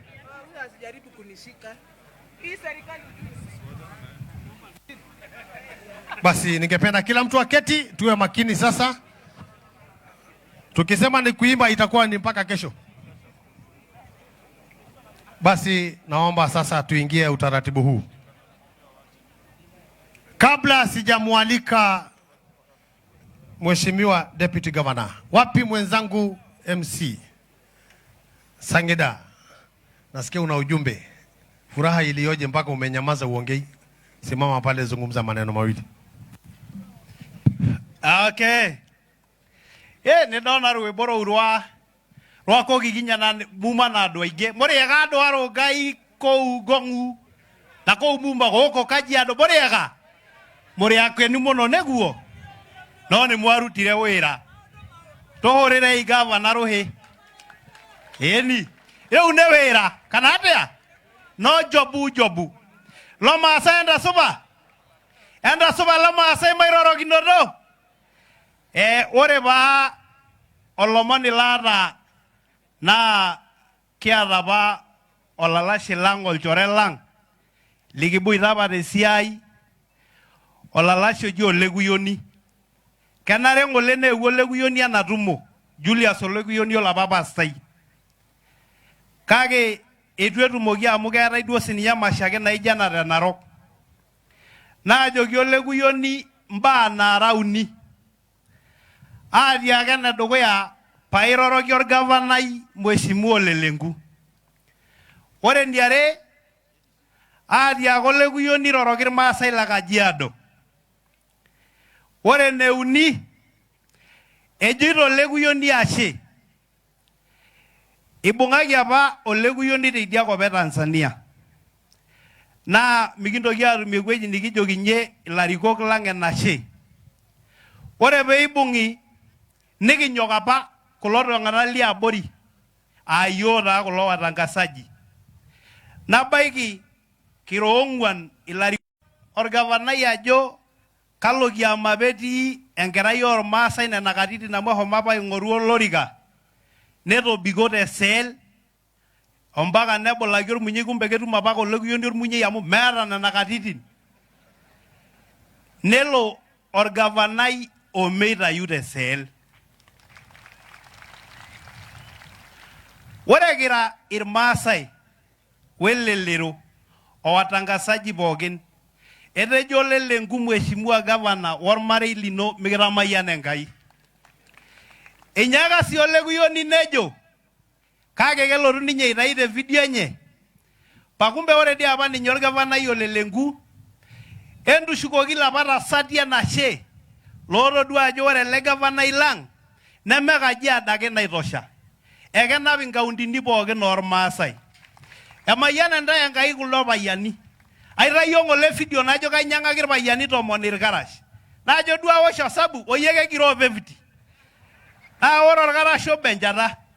Kake amaa ninye etushukunye orgavanai o deputy lenye mee Enkai kiomonoki? Si ndio? Mheshimiwa Governor, Mungu akubariki na akuweke maisha marefu na intai apa ilo tung'ani kitalaikinote pi tulishindwa. Nikinchirakita ilarikok. Kake nijoki yiok intai. Etejo Olekuyoni naa kigerua duo orkilikuai mikitamayian Enkai. Nikijo si yiok kiramayian sidai irmaasai Mheshimiwa Lenku, Mungu akubariki. So Mheshimiwa Alexander, najua hiyo message haikuwa mzuri sana kwa sababu hujaingia cell. Ukiingia cell kwanza ya Tanzania jina kuwaka vice versa. Nasikiaga huko Tanzania kwanza unashikwa ndio ukule kesi. Sasa jamaa yetu alishikwa kwanza akakula ule pasta. Na unajua watu kwamba wanashikanaka ukihubiri polisi hawezi sikia neno. Labda ulete Yesu hapo, wanakuambia leo lete Yesu aongee kwa niaba. So sisi ndio tunashukuru Mheshimiwa Governor, tunamwambia asante. Jamaa ako free na hata alimfungua ako na bahati. Sasa ni MC. Sasa ni MC, kwa hivyo ameanza kurudisha njao nyumbani. Barikiwa sana, asante sana. Basi nafikiri itakuwa sio vizuri kukosa kupiga makofi kwa sababu ujumbe kama huo. Mpigeni makofi MC mwenzangu. Mheshimiwa kutoka Tanzania. Pole Aki, pole nisamehe. Amuka tu tusalimie. Na nanushi ejisangeda. Ile ni kitu tu moja umenishindia. Jina tuko hivi. Ni pesa. Lakini hata hiyo natafuta. Karibu sana, karibu sana. Feel at home. Basi nilikuwa nashukuru rafiki yangu Sangida kwa sababu ameeleza kwa kifupi sana kwa Kiswahili. In English, this guy is called Sangida. He is a presenter in Mayan FM and other FMs in Maasai language. He was actually thanking the governor for saving a situation whereby one of the presenters, a pastor by the name Julius Kuyoni from Narok County, had been arrested and put in cell in Arusha, Tanzania, I think somewhere Loliondo. So, ni maeneo hayo tu, maeneo ya Morogoro, ni Makongoro kule. So the governor came in very strong and assisted them. And that is why we celebrate the freedom of Julius Kuyoni through our able governor, Joseph Ole Lenku. Makofi kwa governor. And we thank you for everything you have been able to do for us. Now we are getting into this juncture where I would like now to present to you the newest deputy governor in Kajiado County.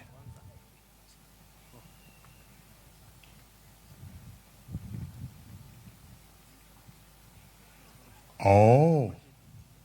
Ukisikia nimesema ni kusema kwamba tuko tayari. Mpigeni makofi Mheshimiwa DG wetu. Kuna wageni tunangoja lakini tutaendelea. Asante sana. Your Excellency, our Governor, Governor Joseph Ole Lenku, our First Lady, Mama Edna Lenku, our County Commissioner, Ndugu Wilson Wanyanga, mama yetu Christina Pratt ambaye yuko pamoja nasi, Your Excellency former Deputy Governor Isiolo, Dr. Isa, viongozi kwa nyadhifa zenu, mabibi na mabwana, na wasalimu nyote kwa jina la Yesu. Bwana asifiwe. Lama sailanganda soba, emairognoro enda soba idogi. Basi, Your Excellency, before I make my brief remarks, with your permission, Your Excellency, allow me to invite a few people to make very brief remarks. And thereafter, I'll make my remarks and invite Your Excellency. And the first to invite is the former chairman of KAJIADO County Council, Honorable Ole Kores.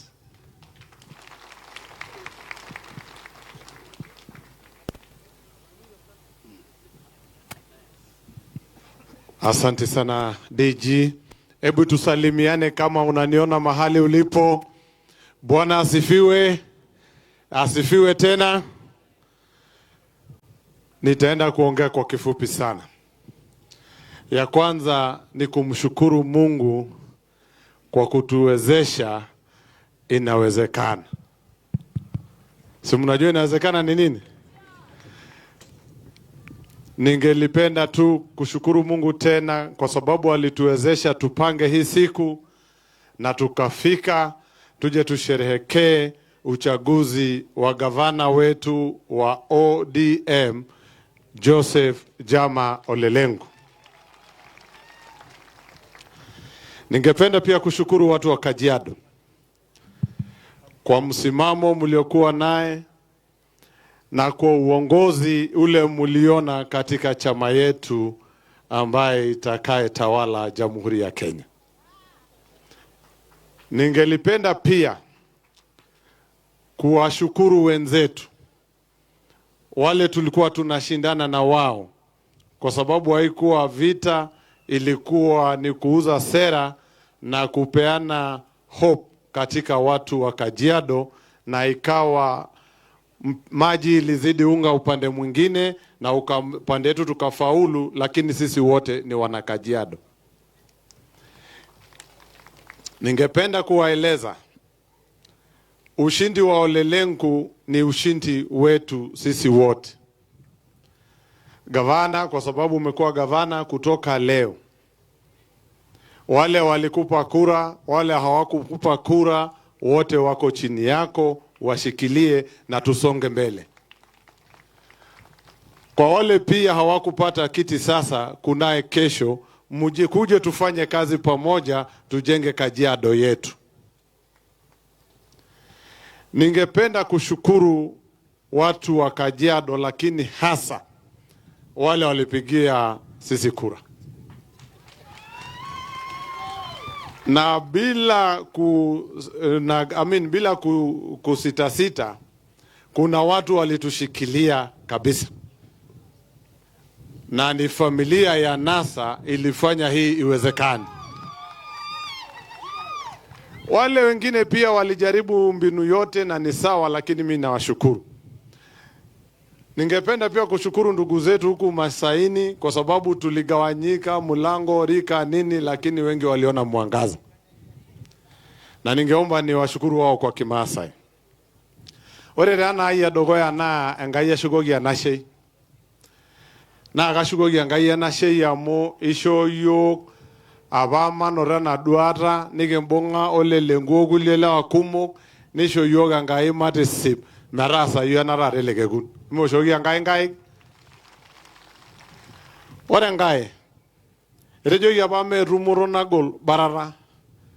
Walewa emunye yok engai arase kimojik amu yiolo lenajoito tenkaraki kunda kulie weitin nang'ole nikitii amu kiata taata irkilani mirori oleng, kake kilimu sii nkutitik. Ore taa kimputu arase kimojik nitoning'o naaji enatejo olarpayian, keji bishop olari bishop ng'ae? Ole Nakola. Itoning'o naaji enatejo Ole Nakola? Keradia enyito ematipik ina kiguana atua ndamunot amu nejia etiu enkop. Amu enemutar naaji morpolosie enara naikengo aapuo Tanzania nepuoi agalu yiok tendaalo. Kake amaa mekure idimayu ina. Mikidim ashom Narok, mikipuo Nakuru, mikipuo Nairobi, mikipuo Kiambu, mikipuo Makueni. Olewa kulo. Shie. Nikinkaja naa. Amikimitu ate? Enyite matonyok naombon lalashara lang' ole litu kining'uno tende kiti wei ng'ole nikigira aur. Na teneetai taata muda naa maile naikiata muda matolimu enkiti story apa elong kitii enkiti wei. Atiakaki nosu. Kishomoita enkiti wei nalake nanala diding' olchore lai ojo Ole Mositit. Naa kesidai enewei nashomo amu eyiang'a ntare uni okuna kulie tokitin oshi naiteshepi napa nataraposhi. Nikenya lomon kake yiok Ole Mositit aikijo kiara pie noonkeek amu kira irmolelian nikira lorporor obo neeku kinteuno. Nikenya ake duo lomon ore ake peejing'a ormaiwa lewa. Ore irkokoyo otii ine kumbe Ole Lenku pookin. Ore ormoleliani obo orikito lelashe lai nejoki Ole Mositit kaitorrono Ole Lenku. Nejo esipa. Ore ake peejing'a ele moleliani entoki nejoki esipa taatoi torrono Ole Lenku kake sidai enewei emoshisho. Amitiu na roli kyor boss lenya mole mosite doi poroga na da. Nemitiu na rejo sidayo lelengu nejo airuko. Torono lelengu kak. Ene menye kanyor na nene kitiwe ye moshish. Oye kiru abese bela marani. Nego mara bolungo nyek. Na mara ngamulunganak. Ama ishoirara an olive branch angamalala sharalang. Kaumon governor. Toshoki kato simu. Toshoki olenge dienye. Mugaro shina joka kaiti agrara no longa mu neji netiu. Peke nyalomon lengopang. Ore pelo ruandangai. Tenimba olelengu rashile amumara kanyaro ni jogi olelengu loiro ninye lemegurero mugiara governor. Ngoru ake ye governor. Ngoru oltung'ani linda running mate. Are ne nkitoki no, are na likae tung'ani kake tene.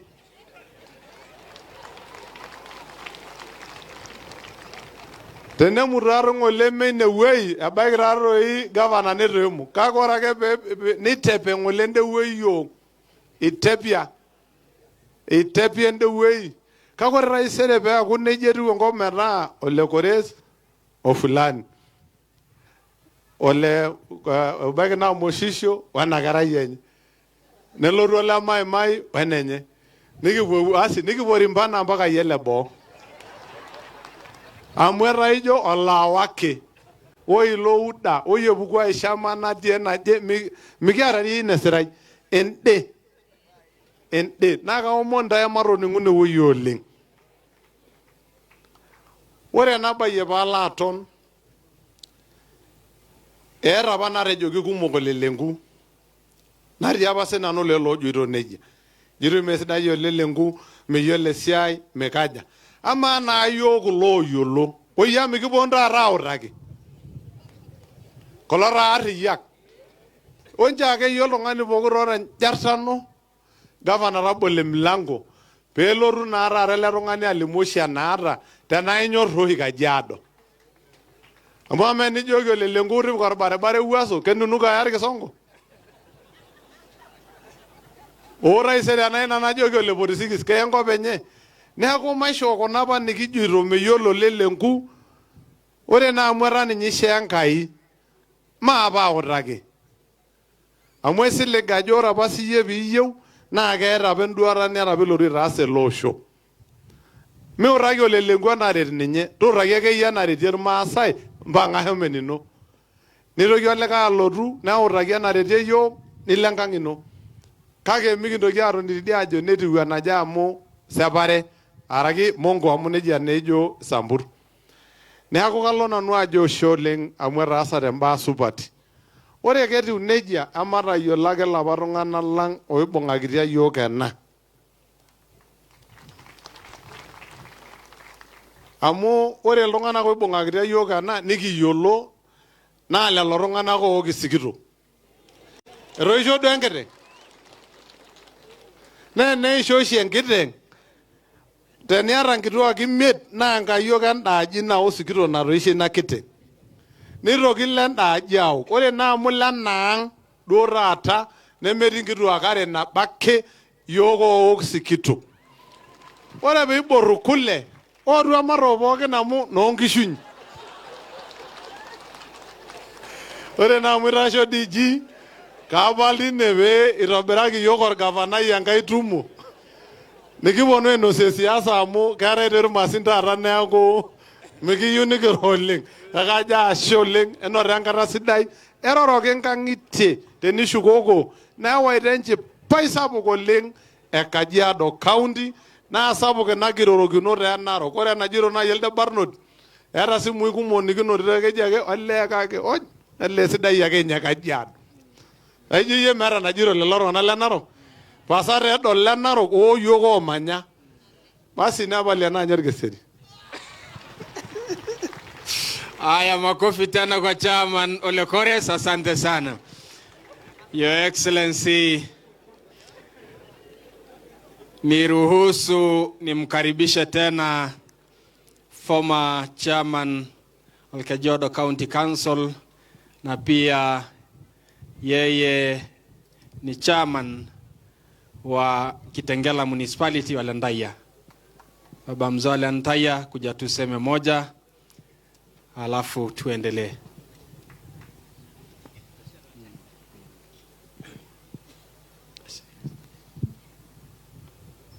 Your Excellency, our beloved brother and leader, Honorable Ole Lenku, Deputy Governor, kijana wetu, Mushisho, all protocol observed.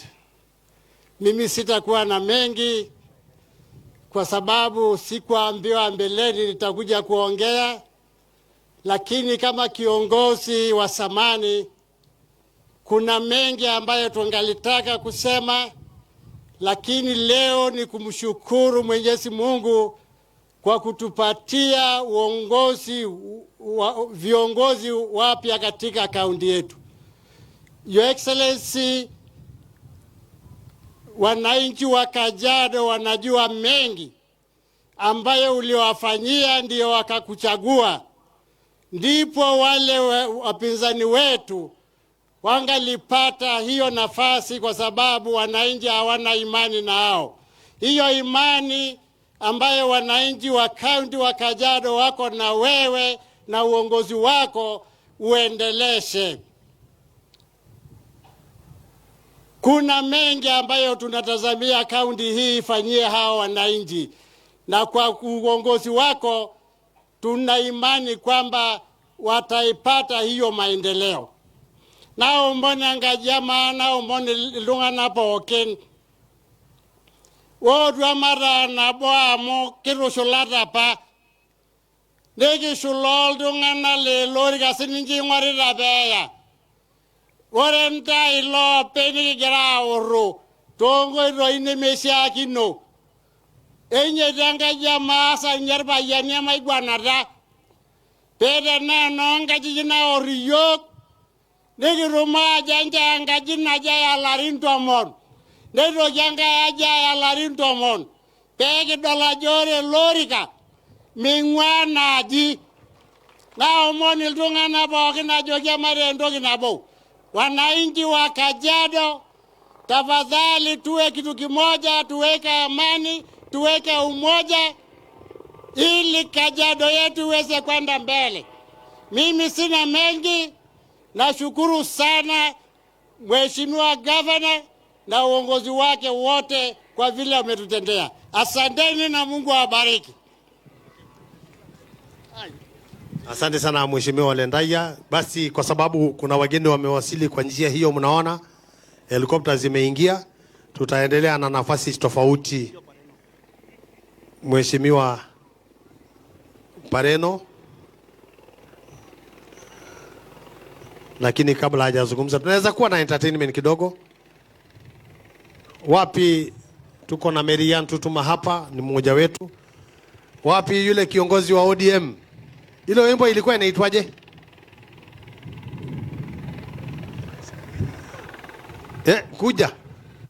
Kuja bwana. Unajua tulishirikiana kutafuta hii kura. Hii wimbo inaitwaje tuambie? Kajiado hoye. Tuko sawa? Tunasema kwamba lazima tuchape kanyundo, au sio? DJ weka hiyo chwadogi nyundo hapo. Weka nyundo kidogo. Tukiongojea helikopta ifike.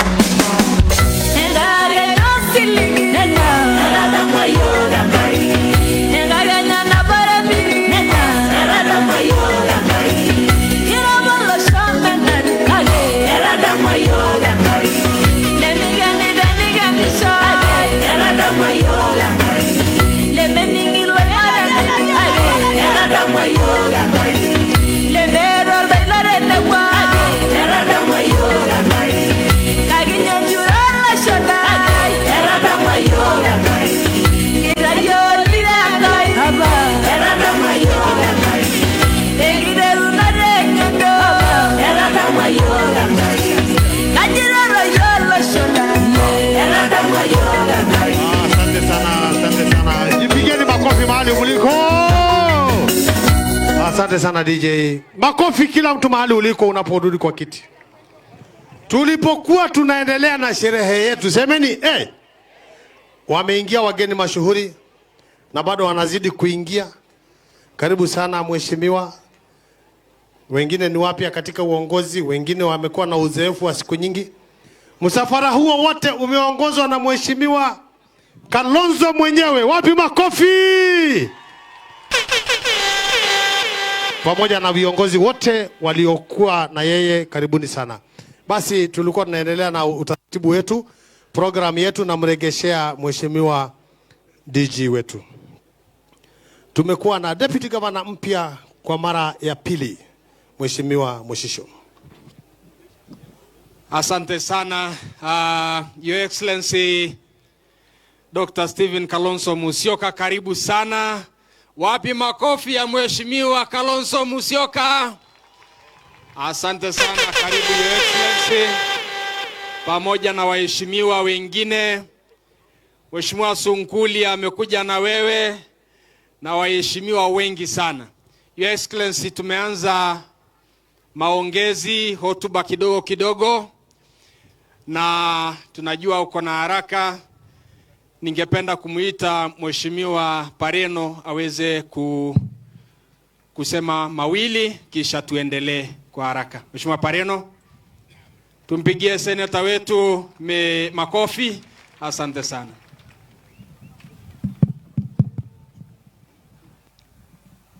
Your Excellency, the Governor, Your Excellency, Deputy Governor, our First Ladies, Your Excellency Kalonzo Musyoka, Your Excellency Sunkuli, all protocols observed.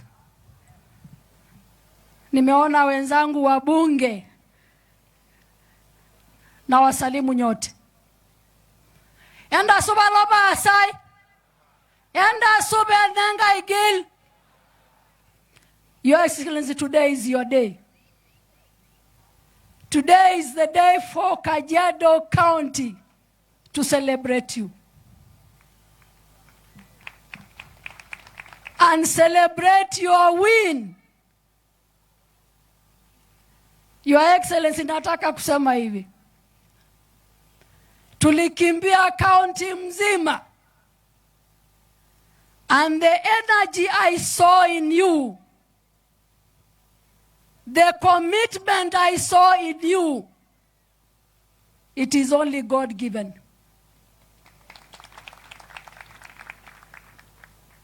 Arejo miburagianga yole LENKU. Nana boge na romo nuegra omona na county. That energy, may God fill that cup to give you the strength to lead us forward. Your Excellency Kalonzo Musyoka, you've just told me congratulations because you thought I made it. That is for another day. Because Pareno did not make it to the Senate. Lakini leo kwa sababu ni siku ya sherehe, hebu tufurahia Mungu. Kwa sababu Your Excellency, the Governor, tuliimba. Check. Tunasema Mungu ampe Lenku tena. Na Mungu akakupa tena. We thank God for you. Lama asaine mushagajo. Orabagi mana. Nigi manena county. Ay ngoru lorigan. Orar Governor yole LENKU. Ora nguvu na rodwa. Ora sodwa la rodwa. Anga yage mariage miburagi. Menyage abonai na mayanada. Merabonai na nagufu. Peru mogiara saru yok. Ora ne mwisho. Kirejaba. Nigi omoni ndai. Tenegi gelwa LENKU. No lo shogi te gelurwa. Endo shogi arankai. Amuda gelurwa lo sho. Amuni nyira shegi ole LENKU. Kama yanida angai. Maro monoki. Amora baya 2027. Kinchuro.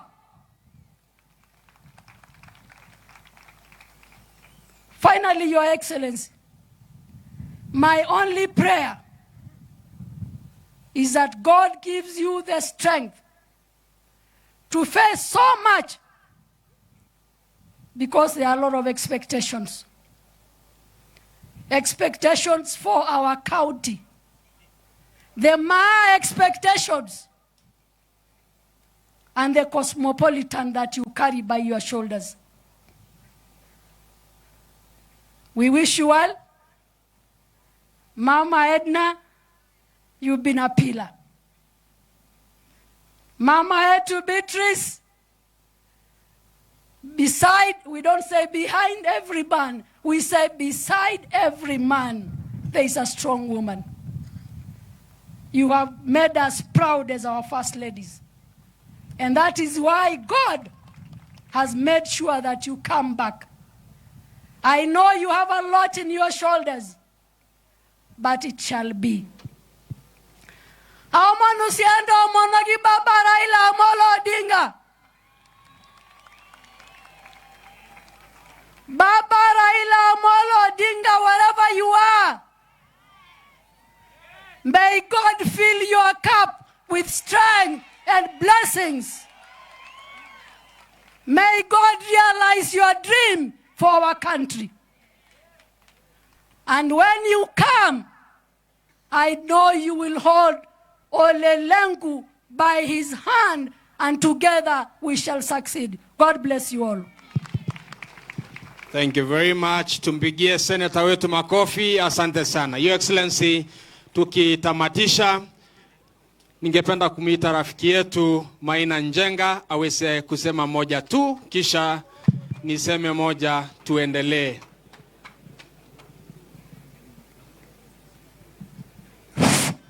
Enda soba bogi. Soba. Hamjambo. Siku ya leo ni siku ya muhimu sana ambaye tumekuja hapa, Your Excellency Kalonzo Musyoka, Your Excellency Governor wetu na Deputy wetu na viongozi wote. Tunasherehekea ushindi wa Governor OLE LENKU. Sisi tukiwa watu wa Kajiado tunajivunia kuwa na governor ambaye anachapa kazi, ambaye anapenda binadamu wote na anaweza kutengamana na watu ambao wanafanya biashara. Kwa hivyo tunamshukuru Mungu sana kwa huo uwezo. So governor, tunasema Mungu akubariki na endelee kukuongoza tunapoendelea na hii kazi, na tunafaulu kabisa. Bwana Yesu atukubariki sana. Asante sana. God bless you. Asante sana. Your Excellency, niruhusu tu kwa sababu kuna manaibu gavana. Naomba ndugu yangu Dr. Isa aje tualete pongezi za manaibu gavana. Mimi nawatumikia Deputy Governors Forum kama naibu mwenyekiti, na yeye ni Chief Whip wetu. Aseme tu moja kwa niaba ya naibu gavana. Asante sana Your Excellency OLE LENKU, gavana wetu Stephen Kalonzo Musyoka, Mosheshe, Madam Christine Pratt. Mimi ni naitwa Dr. Abdi Isa kutoka Isiolo, ni Chief Whip wa magavana wa Kenya yote. My prayers is that let us pray for our governor who has looked after his deputy governor in a very, very well manner. Pigieni makofi. He's one of the best governors. He has followed the constitution and he has made devolution work. As the Chief Whip, I know a lot of deputy governors have really suffered. We hope the new governors who are coming to look after their governors. And I also want to pray for His Excellency President Uhuru Kenyatta, who has looked after this country, and I hope that he will continue to lead us to the next. Thank you very much. Thank you very much, Your Excellency. Basi wacha nimkaribishe Ole Sunkuli aweze kukaribisha ile entourage ya Mheshimiwa former Vice President, alafu niseme moja nimkaribishe governor. Basi Your Excellency Governor OLE LENKU, Your Excellency Kalonzo Musyoka, Loma Sai enta soba. Korenga igengi rorogino Loma Sai rorogogi. Mimi kwanza kabla jasema mbili, ningependa kuita for 1 minute Mheshimiwa Mbui akiwa organizing secretary wa Wiper atambulishe tu wale wabunge ambao wamekuja na sisi. Hawatasema chochote, watawave na kuwasalimia. Mbui in 1 minute. Asante sana, Your Excellency, our party leader Stephen Kalonzo Musyoka, Your Excellency Governor now sworn in for Kajiado County, Joseph Ole Lenku, na viongozi wote ambao mlipo hapa. Tumekuja kama timu ya Wiper Democratic Movement, pia kama majirani wenyu kutoka Machakos, Makueni na Kitui, ili tuje tushuhudia hii sherehe ya leo. Na wale viongozi tuko nao, ningeomba wasimame niwatambulishe kwa majina wote, ili mjue timu ya Wiper iko hapa na iko nyuma yenyu. Tuko pale na Mheshimiwa Kennedy Musyoka Kalonzo wa East African Legislative Assembly.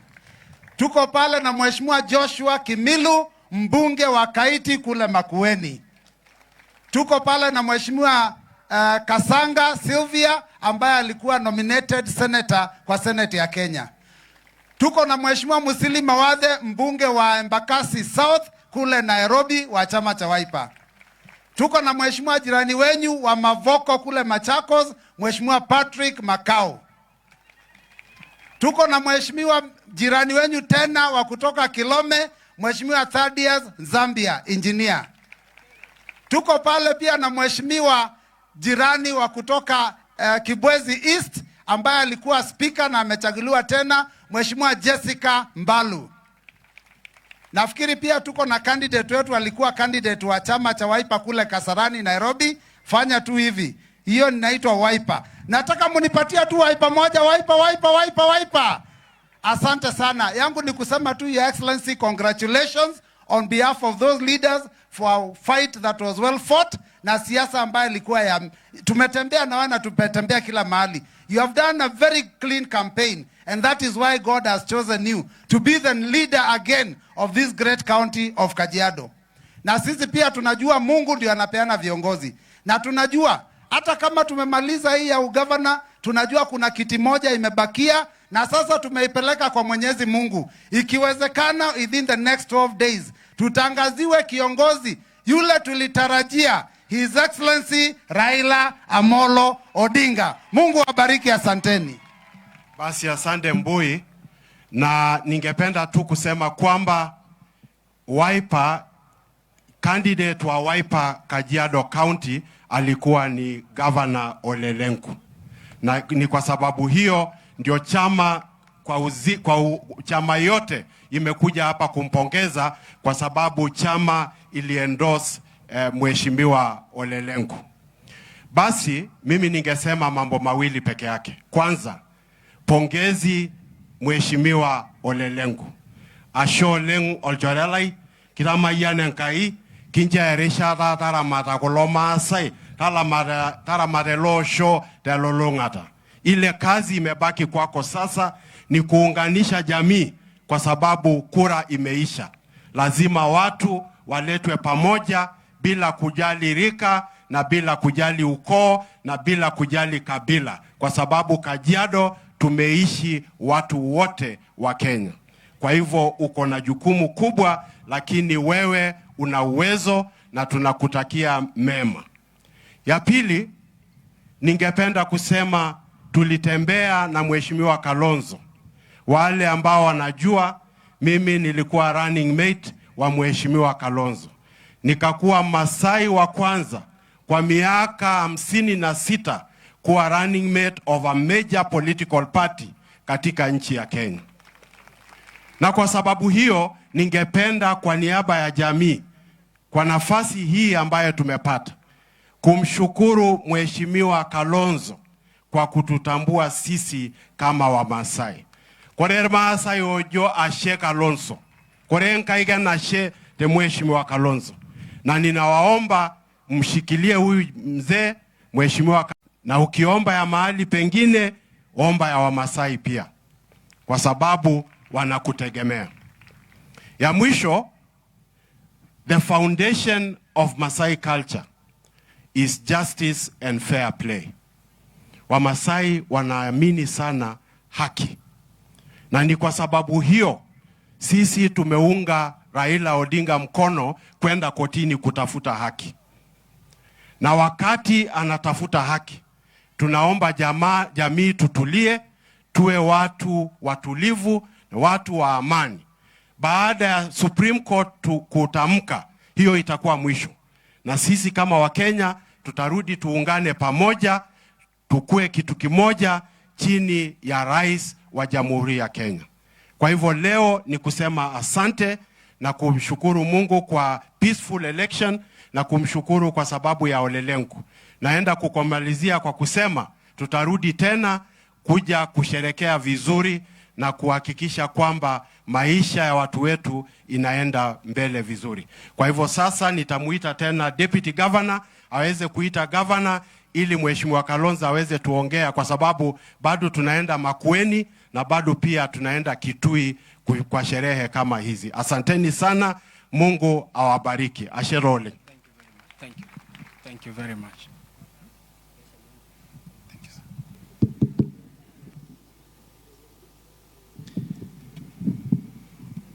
Thank you very much. Your Excellency, before I invite you, allow me to make very brief remarks. And I will start by saying, I really appreciate you, Your Excellency, for believing in the young people. 2017, you appointed me and accepted that I become your running mate. I was not the likely candidate to be your running mate because of a number of factors. One, being a fresh graduate from the university. Two, most of the time, governors look for deputy governors who match their financial muscle. The word match was not available in my case because I had none.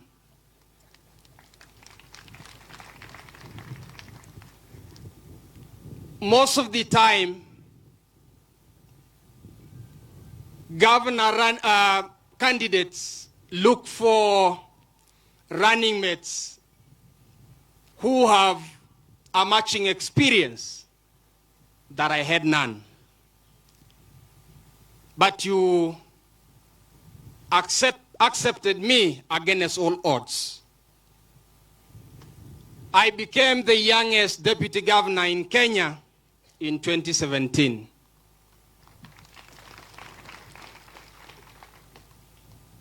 I served along with you. And in your second term, you didn't drop me. Today, you took the oath of office with me as your principal assistant. A responsibility I accept with a measure of humility. Your Excellency, for the 5 years we have served together, I have seen what you have done to the people of Kajiado. Kajiado is more peaceful than ever before. You have put Kajiado in the map of Kenya and even beyond. On matters land, I'm glad that we are the benchmark in Kenya on land reforms under your stewardship, under your leadership, Your Excellency. On matters trade and economy, we pride to host the largest market in East and Central Africa under your leadership, Your Excellency. To entrench devolution, Kajiado is among the few counties that has implemented the village administration under your leadership, Your Excellency. On the rights of girls, we are among the very first counties to pass a legislation that protects our young ladies because of their future. Your Excellency, those are just a few of the many that you have put our county first, including the Mbusi Moja Afya Bora that is now a model in the ASAL counties. Today, and this ceremony is a sign of belief and trust of the people of Kajiado in your leadership. And when history is written, your name comes first as the very first governor to be elected in the second term in Kajiado. Going forward, Your Excellency, as you continue to deliver your 7 points agenda, I hereby pledge that I will support you.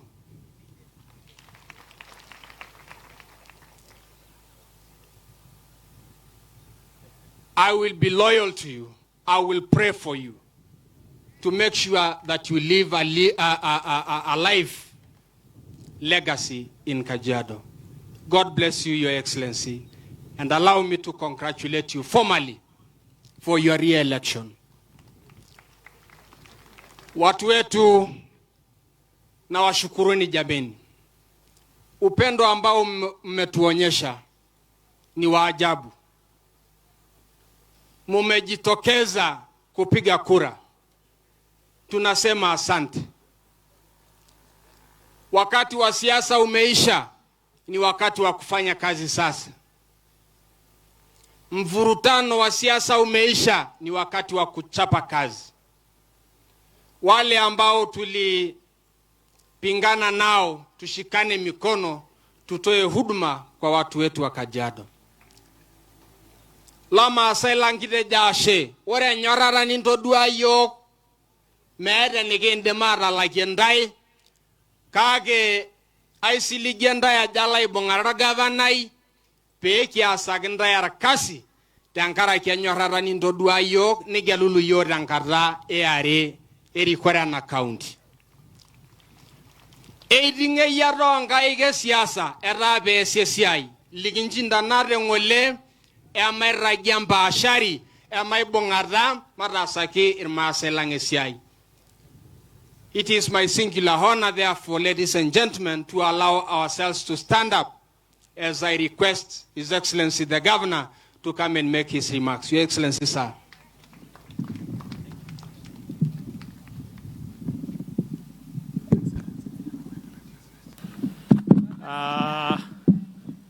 Wapendwa watu wa Kajiado, Bwana asifiwe.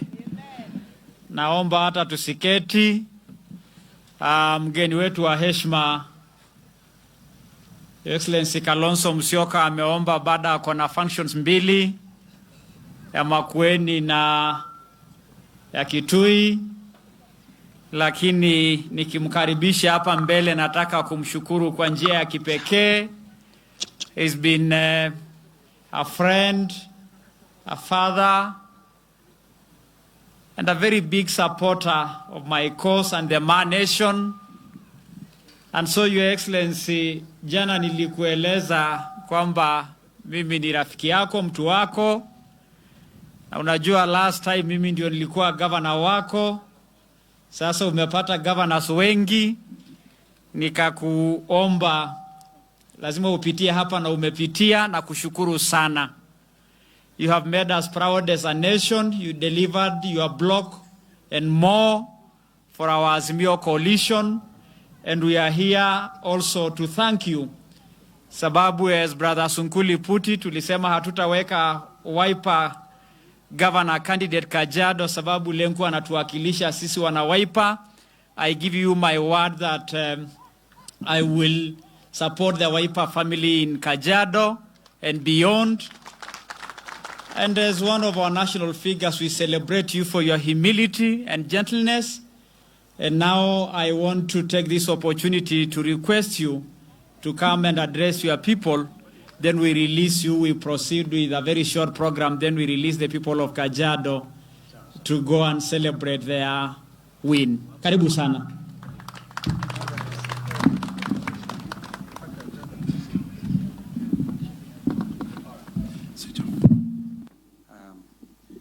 Watu wetu wa Kajiado, Governor Joseph Ole Lenku, our invited guests, Amjambo, and Soba Bogin. Mimi tafadhali tuketi. Hakuna haja ya kusimama. Tuketi tu. Wakati nilikuwa nikija hapa nilikuwa nikiona kama tunaenda kucheza ile mpira huko wa Arsenal. Uwanja huko green. Uwanja wa ajabu huu. Governor Lenku, please keep it this way if you can. Kwa niaba yangu mimi binafsi na jamii ya Wiper na jamii ya Azimio One Kenya, tunakuletea pongezi nyingi sana Governor Joseph Ole Lenku. You know, nimekuja hapa severally. Na mimi niliamua kama kuna kiongozi mwenye roho safi, mimi nitasupport huyo. So, you know, my running mate, as he then was, Andrew Sunkuli, was running for Senator Narok. Na jina lake likuwa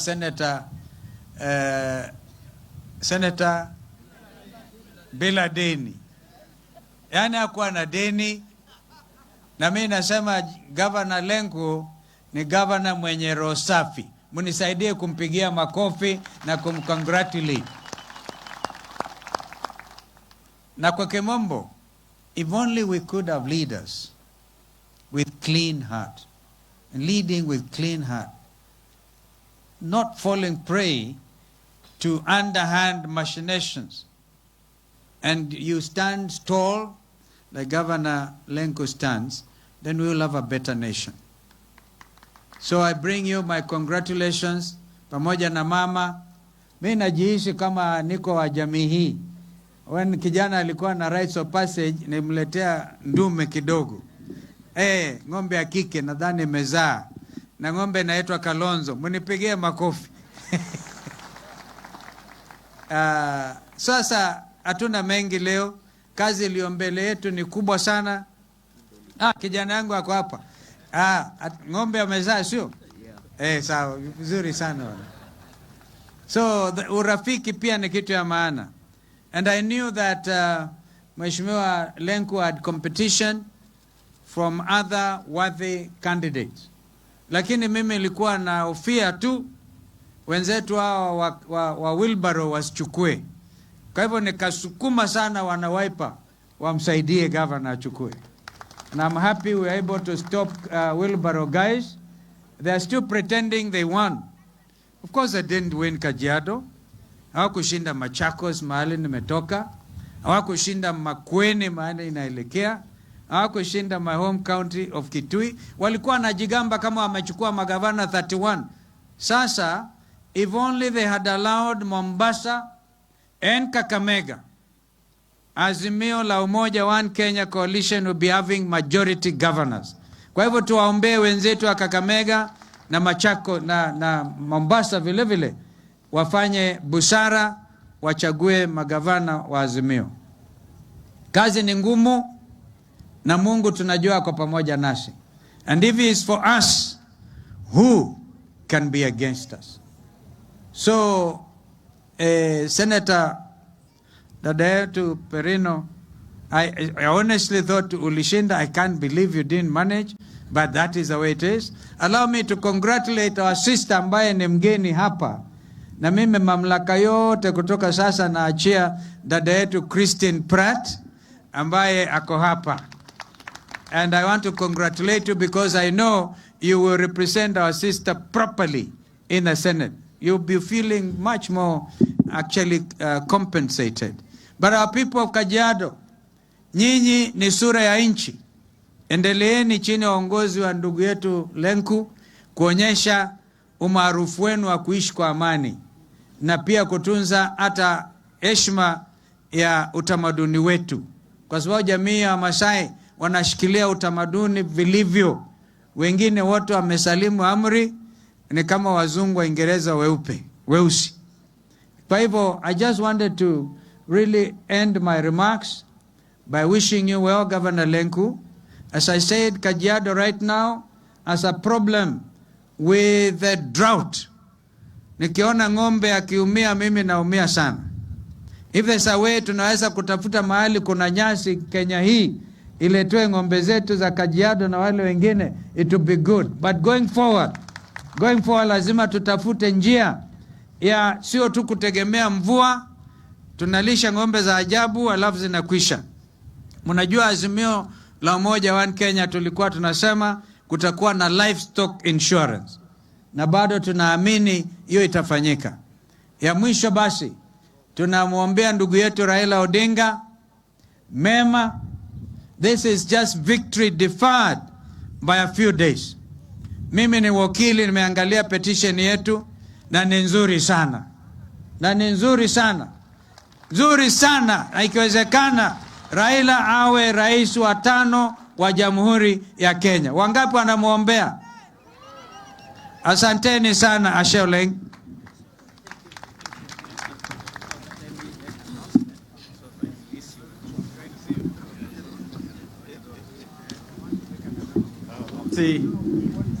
Ili niweze kumfungua mgeni wetu ndugu Kalonzo, nataka tu kumuomba team ya entertainment Marian tutuma na wenzako mulete wimbo moja nimtoe mgeni wetu, alafu tutakuja kumalizia hii hafla kwa muda mfupi sana.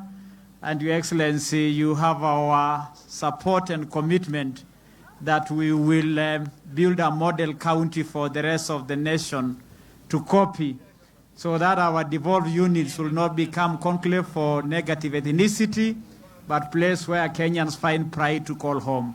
Santeni sana, wacha tumbuishwe kidogo, tukifungua mgeni wetu. Basi DJ, fanya vile umejulishwa, tutuma haraka kitambo gavana aende na arudi.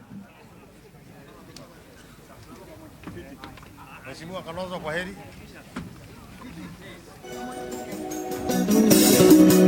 Basi wanapopata shughuli hizo zingine tunaendelea.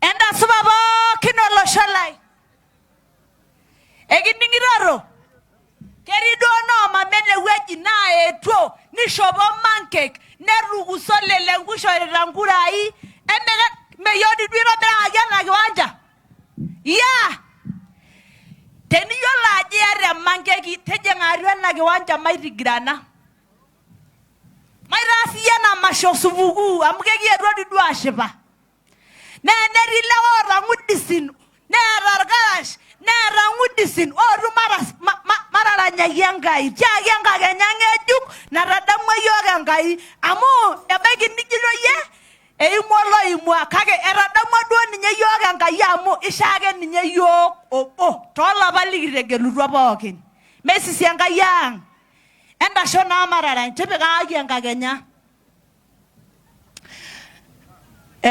You'll allow me, I want to sing with the crowd. Sorry. Mutaniru. Adanya gamba ngona mama na ramake. Maru so yangai. Apanga ira digi grajo yana pato. Mame. Ngaganya. Wenena ngaganya geju. Lote. Kwa kuna nyama. Ngaganya silingi. Nena. Arada moyo ngai. Ngaganya na barabiri. Nena. Arada moyo ngai. Era da moyo ngai. Lenigani so. Era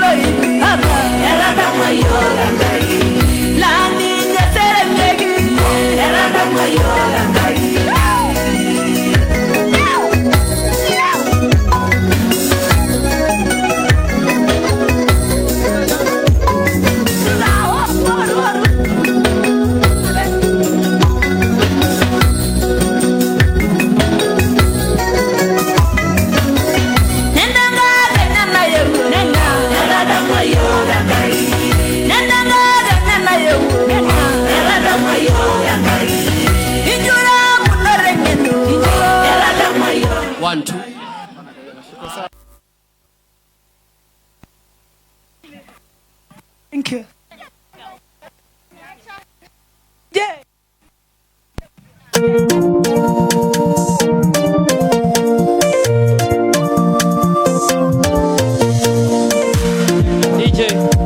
DJ. Pole imekatwa vibaya, lakini it is well. Ama roto ni kidogo. Ashe. Enda suba lama asailang. Lete kitu katikati hapa. Okay. Sawa. Alafu lete ile nyingine kidogo hapa kwa Mrs. Pratt. Namuita Mrs. Pratt. Basi asanteni sana Asho Leng.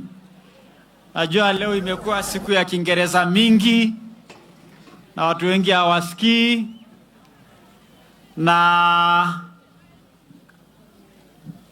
lakini mumetufumilia. Lama selanga enda suba nyanga igil.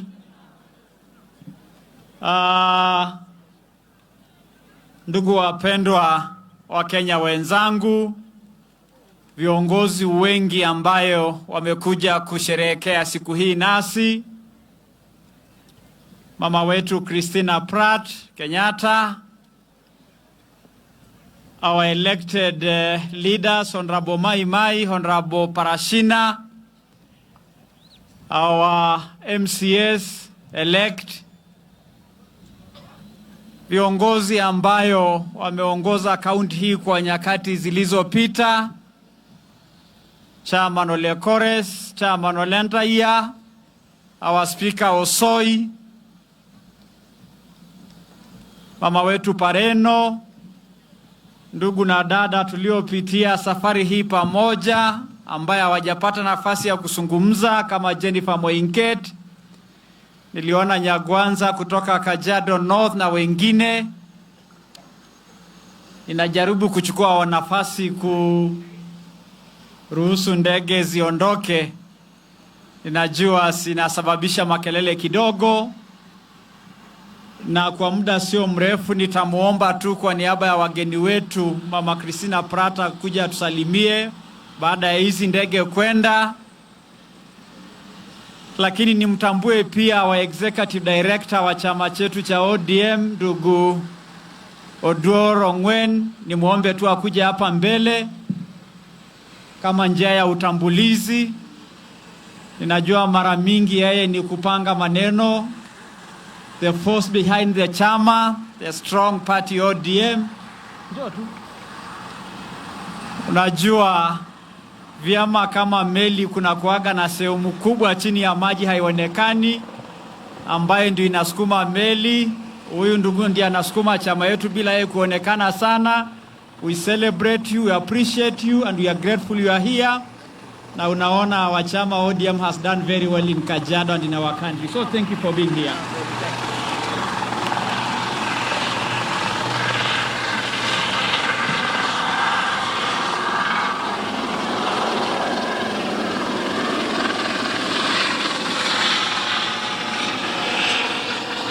Nataka pia kwa njia ya kipekee kutambua kanisa ambayo imekuwa ni kiungo muhimu sana kwa uongozi wangu.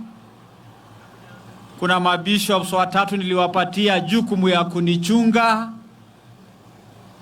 na hata ruhusa ya kunikemea nikitoka njia ya wokovu. Bishop Tinkoi, Bishop Tangwa, Bishop Lenini, na washukuru sana. Na kanisa kwa jumla Kajiado imesimama na mimi. Ndugu wetu Bishop Nakola, peleka salamu zetu Narok. Nitambue uongozi the House of Bishops hapa Kajiado Town, Bishop Pulei, Bishop Mwasia, Bishop Habakuk na wengine wengi. Rafiki yangu Bishop Kimani na timu yako kutoka Kajiado North. Hapa tunasemaga Kajiado North naitaga Ngong. So familia ya Ngong, meaning Ngong Municipality, the House of Bishops. Hata nyinyi nawatambua sana na ninawashukuru sana.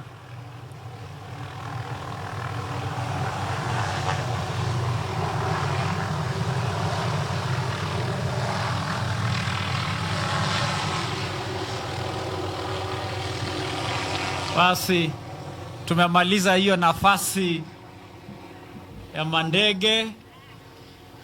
Nataka pia nitambue wazee wetu, the Council of Elders, Chairman Olenjoe, the Council of Elders Chair for the Ma Nation, Mzee Sankori, our Chairman for Kajiado County, na nyinyi wote viongozi wa vitengo mbalimbali waliongoza siasa yangu from every sub-county, wazee, vijana na wamama, tulikuwa na Women Brigade, nyinyi wote na washukuru. Na leo ni siku yenu, sababu ni nyinyi ndio mlisababisha hii uongozi. Ili nisome speech fupi tu kidogo. Sasa naomba tu kwa heshima tumpigie mama wetu Christina Pratt Kenyatta akuje atusalimie, alafu nifunge hafla hii. Mam, karibu sana.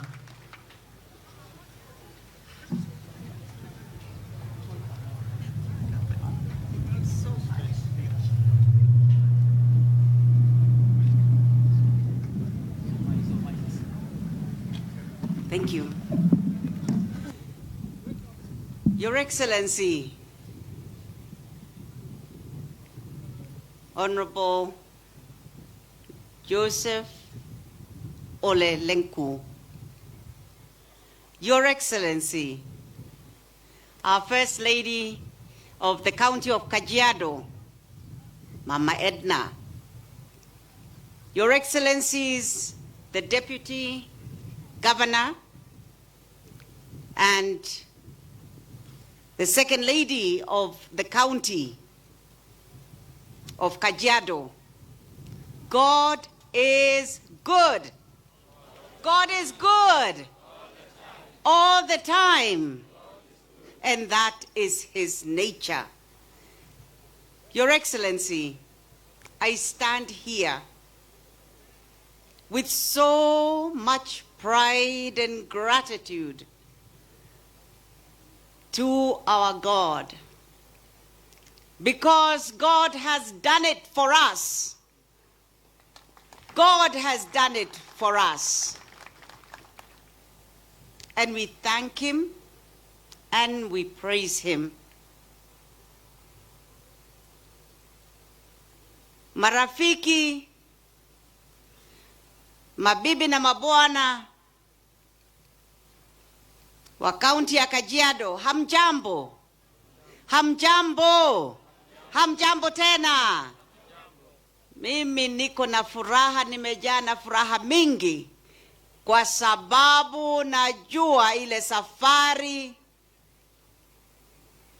kijana wangu ametembea, kwa sababu namuita hivyo nikiwa na heshima kubwa.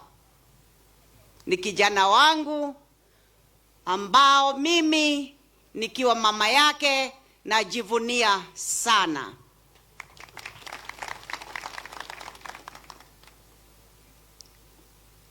Your Excellency, Governor Lenku, the journey you have walked has been long and it has been hard. From 2013, when His Excellency, the President Uhuru Kenyatta, appointed you as the Cabinet Secretary for Interior, a very high post for a young man. And I was so proud of you. In a short time, problems started coming in. And they continued and ridicule as to how you are not able. But God has stood by you all those years. Even in 2017, when you first stood for the position of governor for Kajiado, many people were skeptical that you would not make it, that you were not strong enough. But God kept telling you that yes, you are capable and you are my chosen one and you will make it and I will give you victory. Your Excellency, Governor, I stand here knowing the journey and the struggle that has been there when you stood for governor this time around, your second term governor. The tears we cried, the prayers that we made for God to give you favor, and everything seemed as if it was against you, and everybody seemed that they were against you. But there is one person who was never against you and kept urging you to continue, and that is God Almighty. And that is why I stand here and I say, this seat of governor, God has given it to you. It is his favor that has given you the victory. And may all praise and glory be unto him. Many times, we went round and round. How many times, Governor, you came home and we prayed, and it seemed as if it was all lost. We tried here, we found the door was locked. We tried there, we found that the door was shut. But you know what? When God closes a door, he opens a window. And that's exactly what he did. He opened an opportunity, a window for our Governor LENKU, because there were doubting Thomases all over the place saying he cannot make it and he will not be given that ticket to run. But God opened a window and gave him the opportunity, and even when he was given the ticket by Azimio, by ODM, they still said that there's no way he can defeat the giants who were there, standing with other parties.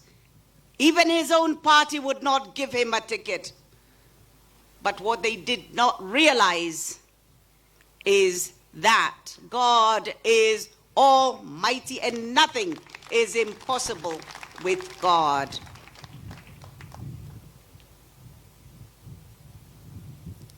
Brothers and sisters, ladies and gentlemen, I stand here today and urge all of you, do not underestimate anyone or anyone's capacity or capabilities, because we are not God.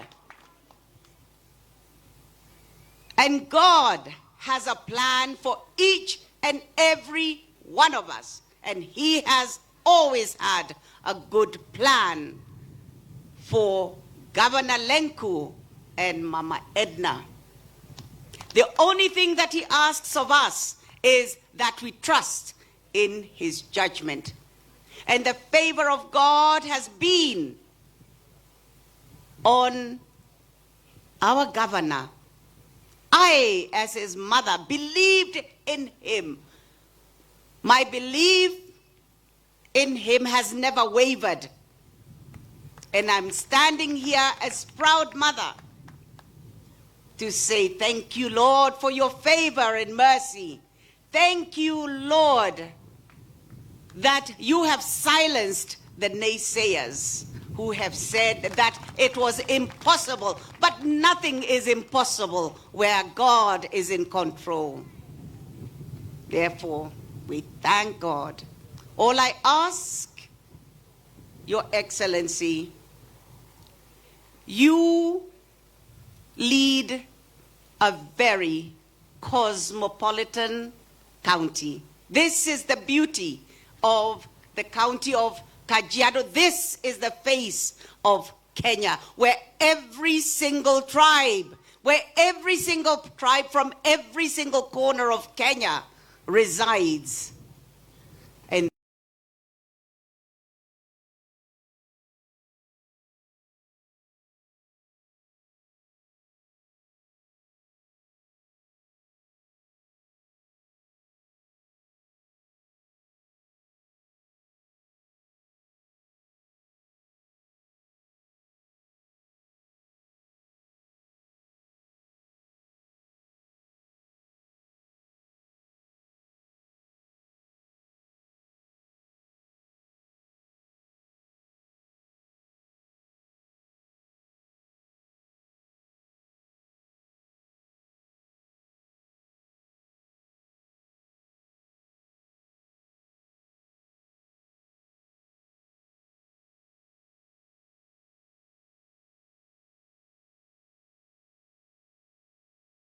because that's not what Kajiado is about.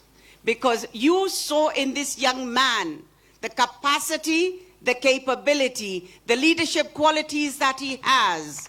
And you went with him despite of all the criticism that was there, that you needed to choose somebody from another tribe so that you can unite the tribes together. No, no, no, that's not the case.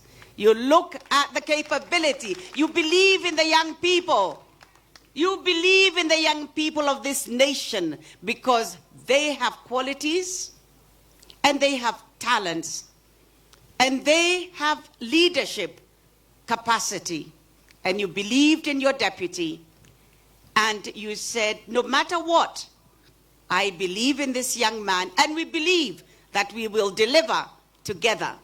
Therefore, thank you, Your Excellency, for just believing in God,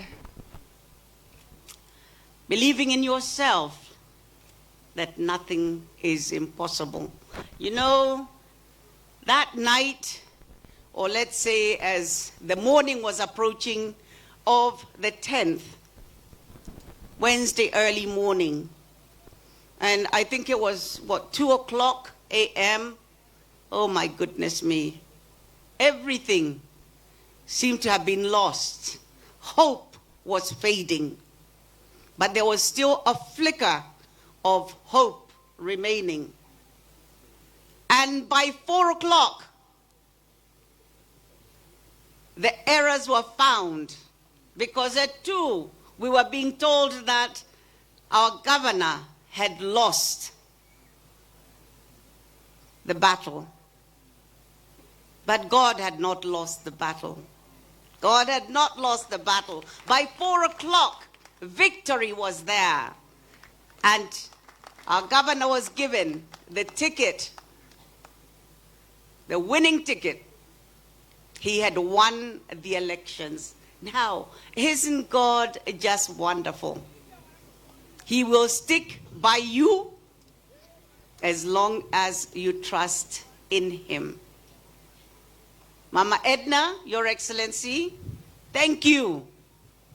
You're also a young lady, but full of strength and support for the governor. And it is that support, it is that encouragement, it's standing by him that has given him the strength to carry on in spite of all the criticism that has been there. Your Excellency the Governor, this may be your last term as governor, but this is not your last term as in the leadership of this nation, because we see you as the leadership of the future of this country. Therefore, stand firm, stand strong, and continue with that clean heart, with honesty, integrity, and commitment towards those that you serve. Maintain the servant leadership that you have always displayed, which has appealed to the people of this county. Let it continue to appeal to the people of this nation. Your Excellency, Governor Lenku, we love you, tunakupenda. Tunakupenda sana. Na Mungu aendelee kukulinda. May he continue to protect you, to continue giving you the wisdom of leadership for the years to come. And may you always be an example to the young generation, to the upcoming generation. I am proud of you as I stand here. I applaud you for the achievement, for the favor upon you from God. And may God continue guiding you and blessing you and your family and giving you all the wisdom to lead this great county and moving forward in the years to come to continue leading the people of this great nation of ours, Kenya. I'm proud to say that he's got a young brother whom he has taken under his wings and continues to mentor him. And with that, I want to thank you so very much. Thank you, Governor. Thank you, Edna, for the example that you have set. The example that you have set to the people, to the young people, that yes, inawezekana. It is possible. And young people follow the examples of young leaders, young leadership. Learn from them. Learn from them so that you can also become future leaders. Jomo, come here, because this is a young man who has been mentored. He has been far and wide and deep into the bush to learn the traditions of being a man. And this is the young man. Thank you, Governor. I appreciate so much. Thank you. Thank you so much. Thank you. Asanteni sana, nimemaliza. Nimewashukuru sana na nimeshukuru Governor wetu. Congratulations beyond measure. Congratulations, Edna, beyond measure. Congratulations to your running mates, to your deputy. And may God continue blessing you and guiding you. Thank you, the people of Kajiado. Asanteni sana na Mungu awabariki. Thank you. Thank you. Thank you again.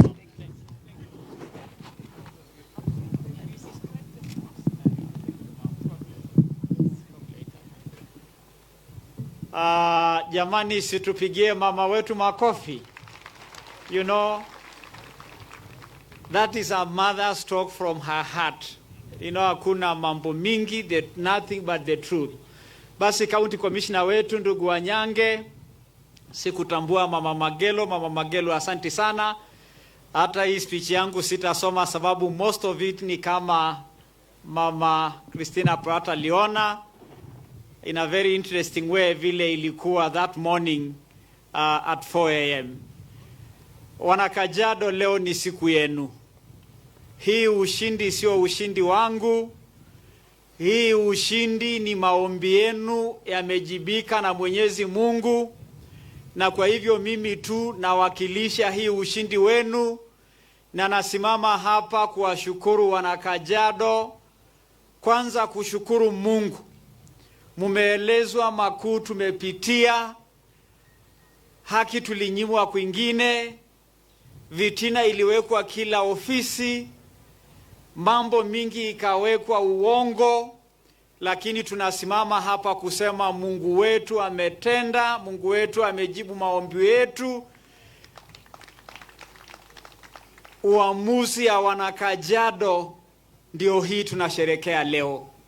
Na kwa hivyo nataka mimi kuwashukuru nyinyi wote kwa sababu ya vile nyinyi mliniamini wakati nawekelewa uongo mingi kila mahali.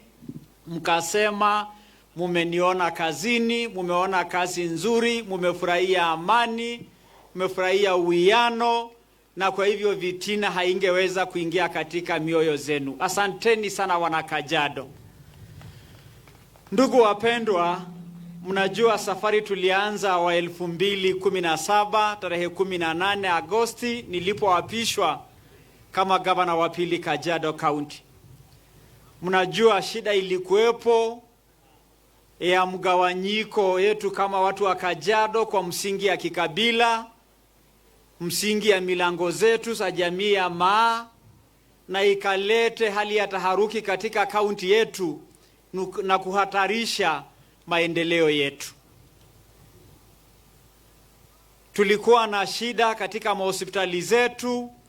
Wanakajiado walikuwa wanaenda kaunti zingine kutafuta huduma za hospitali, na nikisimama hapa mnajua kazi ile tumefanya katika mahospitali zetu. Kajiado Referral hapa imekuwa True Referral Hospital with specialized services. Eye clinics imeongezeka, blood transfusion center, ICU, special equipments kama MRI, CT scan, wodi kubwa za watoto, sehemu pia za wamama na wazee, hospitali ya Ngong, Kitengela, Loitoktok zikaboreshwa zaidi. Tukaanzisha safari ya mbuzi moja afya bora kuhamasisha wananchi wetu mambo ya bima ya afya, na tukaweza kupeleka zaidi ya familia 25,000 kuchukua bima ya afya. Na tunaposonga mbele tunasema hiyo idadi ya familia lazima iongezeke maradufu, zaidi ya familia 50,000. Hiyo ndio barabara tuko. Mumesikia kwa naibu yetu kwamba mambo ya ardhi Kajiado ilikuwa ni shida tupu.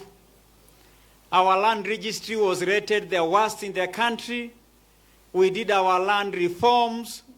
We did our digitization. Tukarekebisha registry zetu. We automated our documentation. We validated plots katika zaidi ya town 30 hapa Kajiado. Na sasa kaunti zingine za taifa letu zinakuja Kajiado kuangalia mambo uongozi ama management ya ardhi.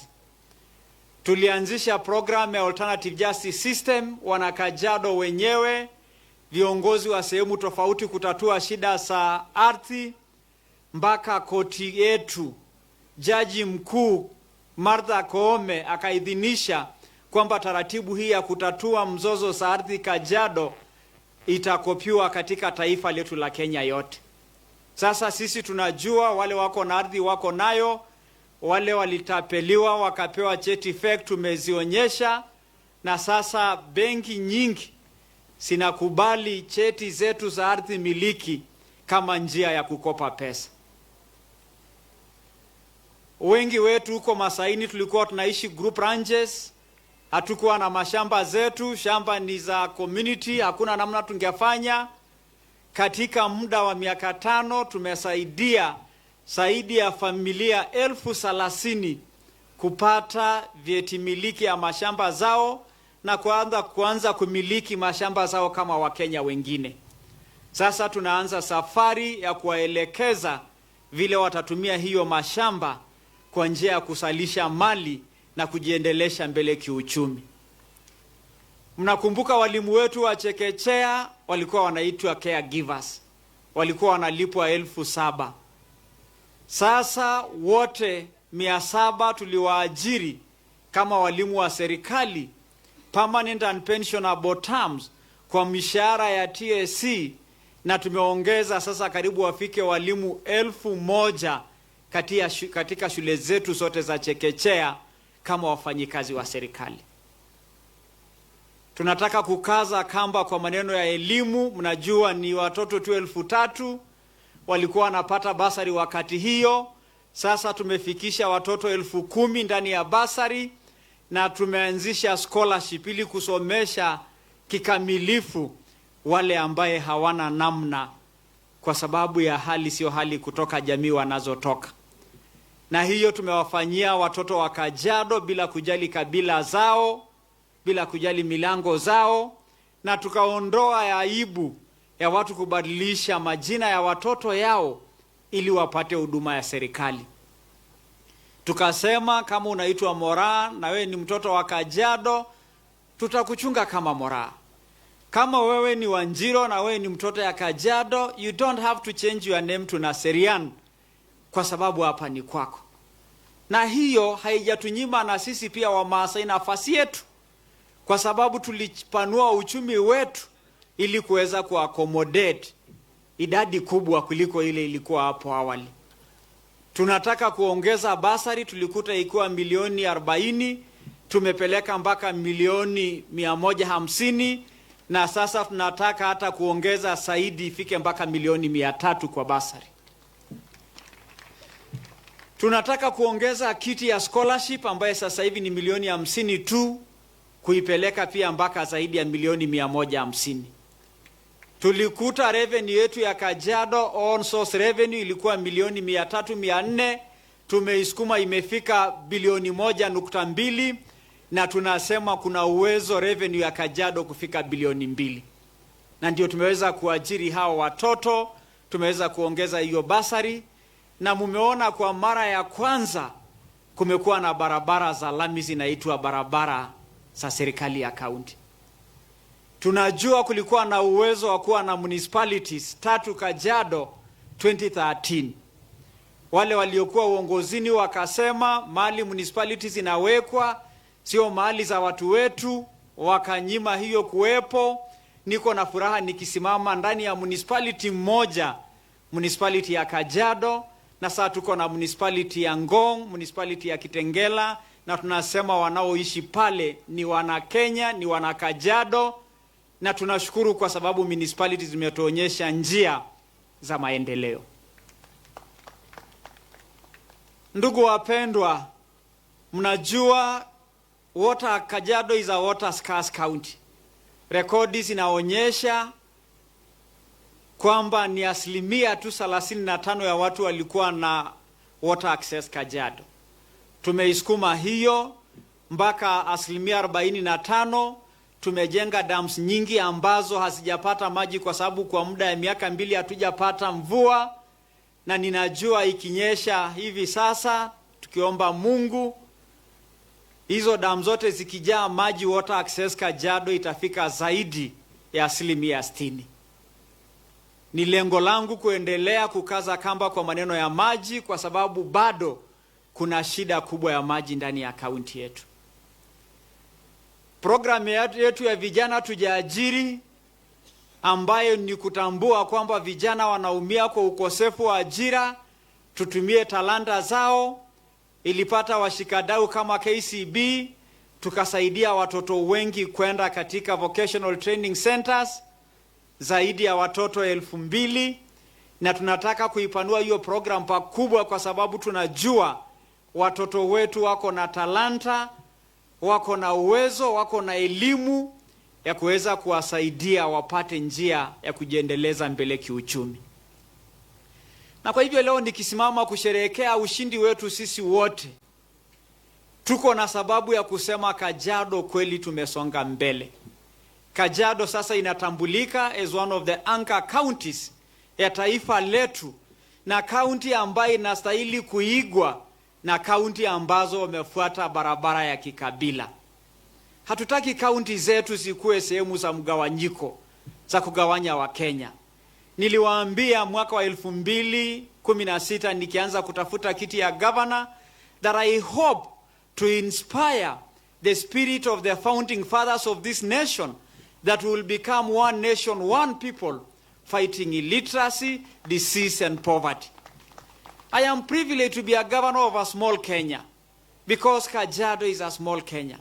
And we have shown the country that different communities can live harmoniously, while even appreciating the indigenous community also need their space. Na kwa hivyo wana Kajiado, tunapoenda sasa kuanza safari ya pili, sasa awamu ya pili, tumepanga manifesto hapa, na nataka nimuombe naibu yangu alete kopi moja, na tutapeana hiyo manifesto hapa, a 7-point plan ya kuangalia. Wacha wapate hii picha kwanza.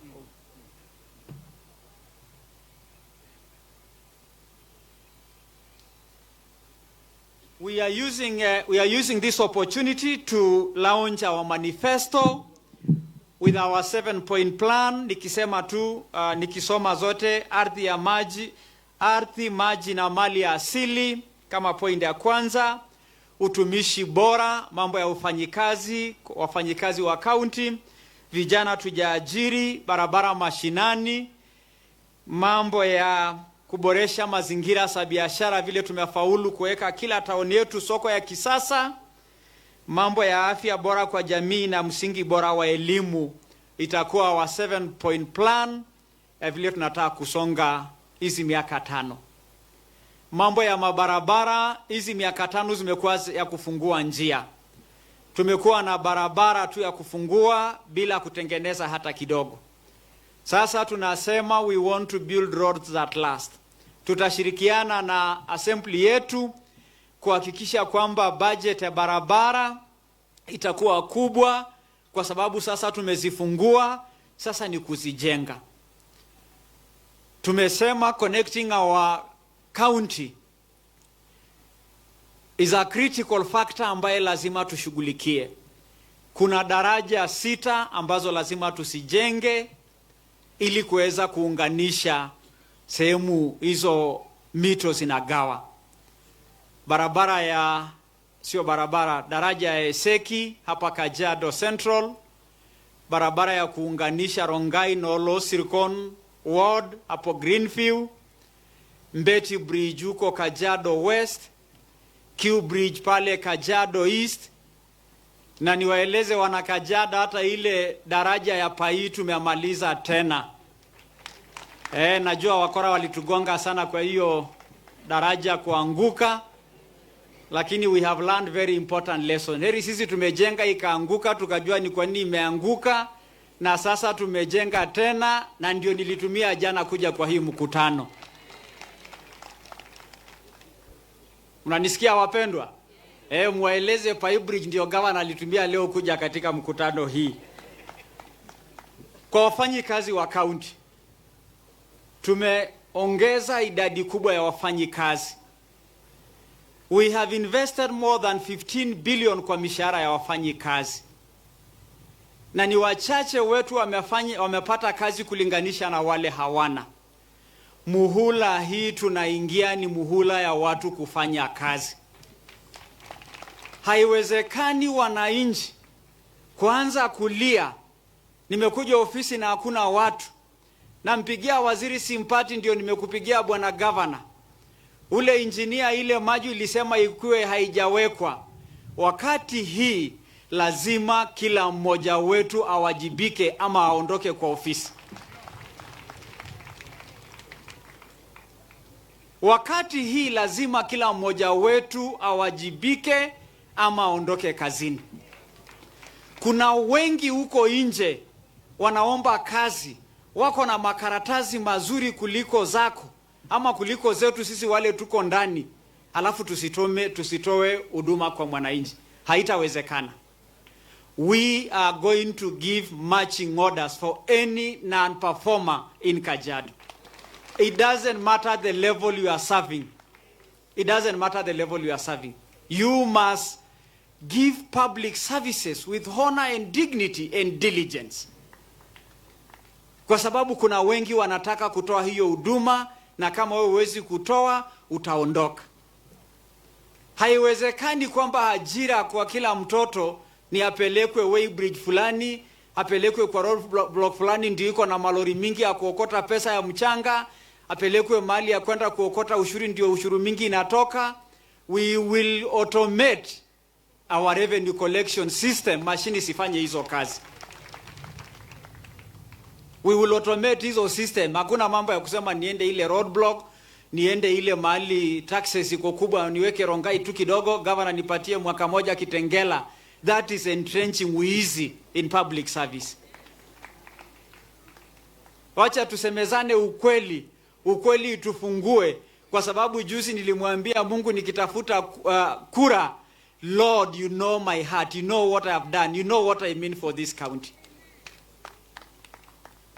I urge our public service to style up. You must style up. You must style up. We cannot invest 15 billion in vain. That is the salaries we paid in the first term. It cannot be in vain. That could have meant a substantial amount of water. That would have meant a lot of dower for our hospital. That will mean a few pipe bridges where many parts of this county are not connected. And so, for us in public service, it is going to be hapa kazi tu. Kuna story mingi. Hakuna story mingi. Na hatutakubaliana na blackmail. Mimi nimelete kura idadi fulani, governor unajua mimi ndio nafanyaga pale. It is true. Asante sana kwa hiyo kura. Lakini kazi mpaka tufanye. Kazi mpaka tufanye. Kazi mpaka ifanyike. You have heard from mom the pain I have gone fighting for your cause. So, asante sana kwa hiyo kura, lakini kazi mpaka watu wafanye hiyo kazi. Hiyo hakuna namna, hiyo kazi mpaka tufanye kazi. Ndio tujenge hii county. Na hii county yetu iko na potential kubwa kututosha sisi wote. Mambo ya kiangazi, we are in a very bad drought situation. I was pleasantly surprised that Honorable Kalonzo Musyoka noticed it. Nimeita mkutano Jumatatu ya key stakeholders, ofisi ya county commissioner wetu, National Drought Management Authority, the UN family, the various NGOs in our county, na sisi wafanyikazi wa serikali, tukuje tutafute namna ya kusaidia wale walioathirika. Ng'ombe za watu wetu zimeisha, watu wengi wanalala njaa, tukisema tukikaa hapa sasa hivi many people are here hungry. Njaa imejaa katika town zetu, kuna slums katika town zetu, huko Masaini wengine wanaumia. I am going to start my job kwa kuongelea mambo ya drought na kurali support ya washikadau wote kuhakikisha kwamba tumetafuta suluhu, na sio suluhu tu ya chakula sasa, lakini suluhu ya kudumu kuhakikisha kwamba going forward haitakuwa sisi ni watu wa kutegemea mvua. Tunajua kwamba climate change is real, msimu za mvua zimebadilika kitambo, lakini lazima tutumie maarifa yetu, masomo yetu, utafiti mingi zimefanywa kuhakikisha kwamba ufugaji wetu itafanywa kwa njia ya kisasa na haitakuwa ya kutegemea mvua. Miaka 2 hatujapata mvua, tumeona sasa kila wakati drought zinaongezeka. Na kwa hivyo I am calling on those stakeholders, we have already alerted them, na mjue kama wana Kajiado hatunyamazi tukijua nyinyi mnaumia hiyo shida ya kiangazi na njaa. Lakini hata wewe kama mwana Kajiado wajibika, anza kutafuta namna ya kuendeleza hiyo mambo yako ya ufugaji. Tunajua tuliahidi watu kwamba wakati huu tutaenda kusaidia miradi ya kuweka pesa kwa mifuko ya watu. Barabara ya cooperatives, kwa mambo ya maziwa, kwa mambo ya ufugaji, kwa mambo hata ya kutengeneza feeds, kwa sababu sasa hivi wengine wetu wangekuwa katika biashara ya kutengeneza animal feeds. Wale wako na wanyama wangekuwa na mali ya kununua chakula. Hata hakuna saa mali ya kununua chakula ya mifugo. So going forward, we will train our people kwa njia ya cooperatives. Mambo ya maziwa, tutasaidia wamama wengi ambao wako katika hiyo sekta kupata cooperatives zao, kupata equipment za maziwa. Mambo ya nyama ni laini karibu na sisi tukiipanga vizuri.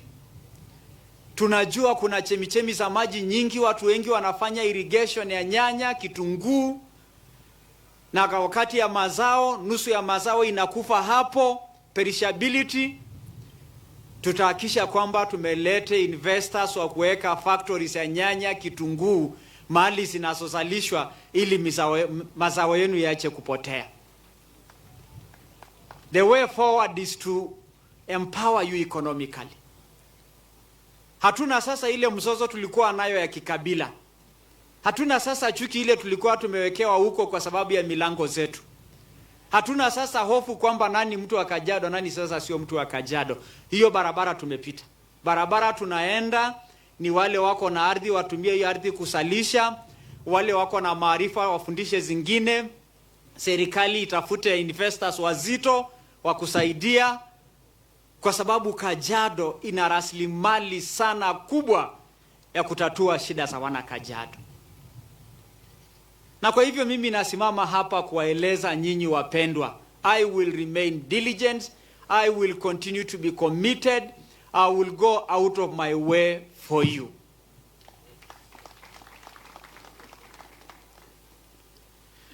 Basi tumemaliza siasa. Mimi niliita wanasiasa wale tumeshindana na wao. Najua Kores alikuwa niambia pigia Katoo simu, nimempigia. Nilimpigia pia ndugu Ngedienye, Tanamanje tumezungumza naye, wengine hawajachukua simu, wengine wamechukua. Na wale wamechaguliwa, wengine wanapangwa eti kusaidia wale wameanguka. Utapangwa aje kama watu wamekataa na kura zao? I want to urge our elected leaders from across various parties divide. It is you, the people of Kajiado, has given the mandate. I have been given the mandate to be the governor once more, and Moshisho, my deputy, a very proud deputy I have. You have been given the mandate to be the MP, or the MCA, or the women rep. What remains now is not about party yetu tusimame kama party. What remains now ni kutoa huduma kwa wananchi, kutafuta suluhu katika shida zilizoko. I want to use this forum to ask those elected leaders to join us on Monday in my office, tutafute shida ya kiangazi ambayo inaangamiza watu wetu. Kwenda kupangana pale tusiende kwa sababu ni mambo ya Governor Lenku. Ukiitwa na governor usiende, na wewe ndio umechaguliwa, na ule anakuambia usiende, yeye ameanguka, wachana naye. Na wale ndugu wameanguka, another time is coming. Hata mimi nimeanguka mara kadhaa. You had my mother's testimony here. Lakini yeye anajua tu ile ya 2017, 16, 14. Mom, 2003 nilianguka bunge. I went into depression. Pole pole tu Mungu akanirudisha kwa laini. Hakuna siasa, bwana siasa amefaulu tu kwa kutafuta kura na kupita. Hata president wetu wako na testimony zake. Alianguka kwanza, kachekwa. Nafikiri yeye ameanguka kama mara 2 3. But he became our president. So, let us stop complaining. Let us stop dividing our people.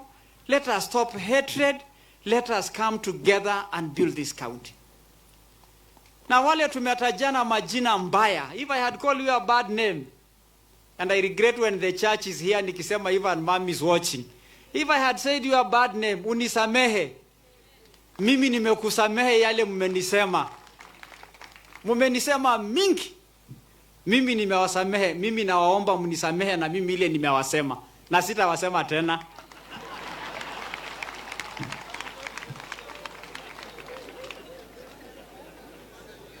Tukuje tujenge Kajiado.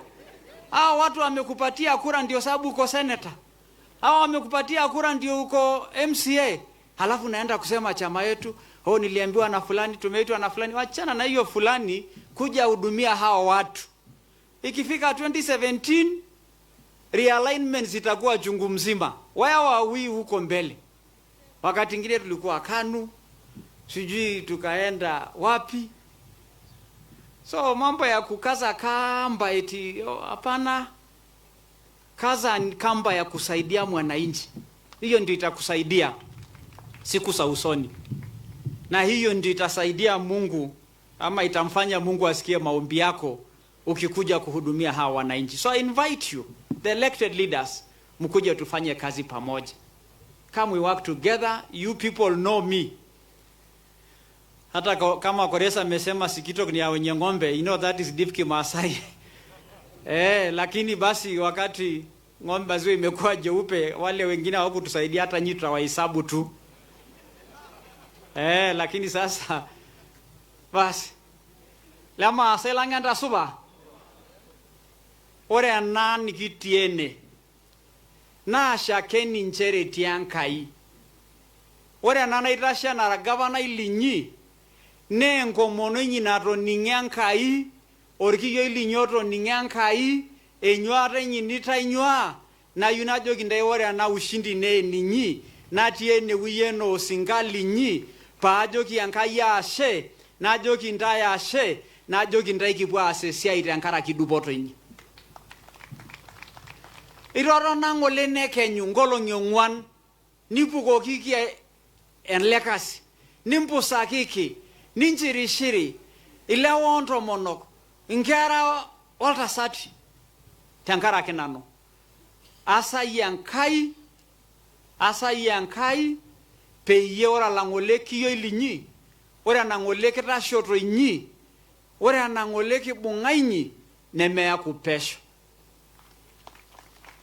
kayolo sinali inyi kayele bion inyi kayolo nigara aima kage ore anarishata na apa ore langole likidungokitie enkop enye amu kidunga enkop sapuk aisholo penye enkop na peke urakinda eramarata enkop intumia inakop aitu mali mebe dungdungi enkop amir mankutitik pa ore loti biashara kula meti ntomono kumok eleng esiai ya kule nikiponu itobirakinda ina na dairy neitobirie esiai ya kule pe kula ang faida toltung'anak lang ore kula lang otii enturore kiyiolo iltung'anak oogira aturisho netii esiai ornyanya ore pe aruni irnyanya tenkiti kata nerruoyo nusu enye kiponu aipanga pe etumi neitobirieki lelo nyanya tiatua nkishu ne pe mitokini ajo moira Nairobi nikiya Mombasa ore ena siai onkishu na tenelotu alameyu ana vile nikitii alameyu nidaya nkishu na lazima pe kinteru enkoitoi nikiorore atejo aipotu entumo Jumatatu oltung'anak kadhaa likiponu aimaki esiai alameyu pe eng'oru enaidimayu neesi tenakata kake muhimu oleng piing'oruni enaasi tenkaraki entaisere atoomono larikok ootegeluaki ajo kiwotu natumo natiake matung'uai esita naji mila enchama kenya iltung'anak lang enchama ootu larikok pookin emataasisho tenebo natiake apa likimporot enkutia seroi kidogo naapaliki ninye kanisa nikipaliki sintai oyiariaka ntaisore ore ake pee kincho sii Enkai empiris nikipaliki sinanu amu atapaliki nanu ore pee miata ina puris nikijoki ilo bishop inko metooponoki olorere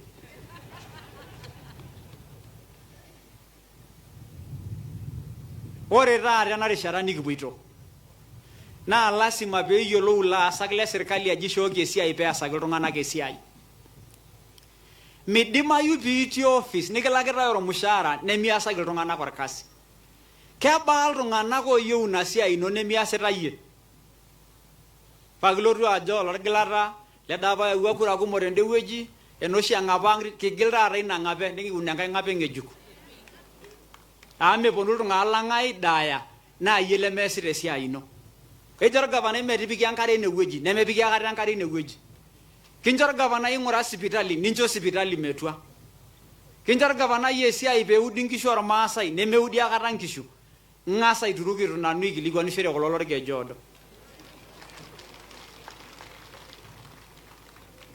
negilata enyamali nikintayie nikiyau orgilata linyi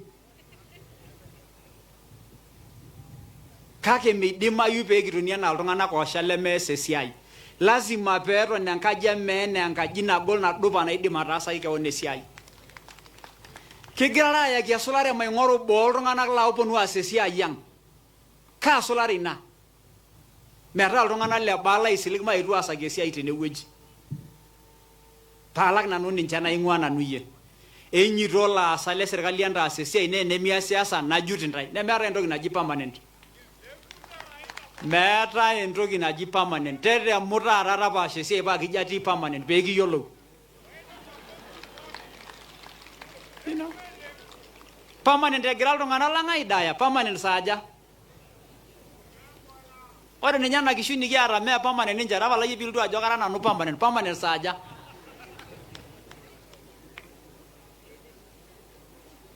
Lazima taata laasak encho mengwanare ena kake mekure eetae enkiguana naigurani tendewueji. Lazima peesi esiai. Enyita yiok itadua ng'olo sina oimaitie iltung'ana lang egira apare yiok. Nemikiasaki yiok ninche esiai. Nemikintoki sinche lelewa aponu ajoki ewa ena kerai enda roadblock amu ninye etii enkiteng nalepo. Kigira ajoki tupurro kewon. Kanyioo taata ina? Tiakaki ninche enkerai esiai. Nikincho enkerai esiai nikilak. Itu aikata kimbok irmushaarani loolaasak. Kake ore pee kijoki enkiteng nalepi kewarie dama sijui irkisiet mayieu nanu ina Kiswahili. Matapal amu meshet ena kaunti ang nemitagol iltung'ana lang otii abori isiligita yiok. Lazima taata pee king'oru enikinko paa ore lekwa tung'ana liabori oonyita yiok, nekwa tomonok naagira apare esiai ekule, lekwa airemok oogira apare esiai enturore, lazima taata pee ening ajo itashito serkali enye netareto serkali enye menoto dupoto. Inewueji kipuoito naa inewueji eloito enkop. Kaomon intae iltung'ana lainei najoki intae magel intae naa kaitagol intae naa shaamu ntashito nanu kitang'oro nitodolu ajo indimumu ate. Intodolutua intashito tengolon oleng. Nyoriki nyoo mikindimu ate uni surusuru yiok nkonyek tenewueji neji nyoo? Kindimu ate. Kindimu ate. Oh, etejo ng'ole. Ore ena amu kiata masini pee maigilakini aitayu entaboi.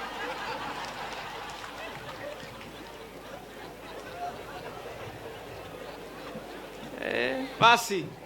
Haya wapendwa, asanteni sana. Asanteni sana basi. Bishop, mtupatie moja kutufungia na maombi. Laova Council of Elders ashietuo kibwala yantai.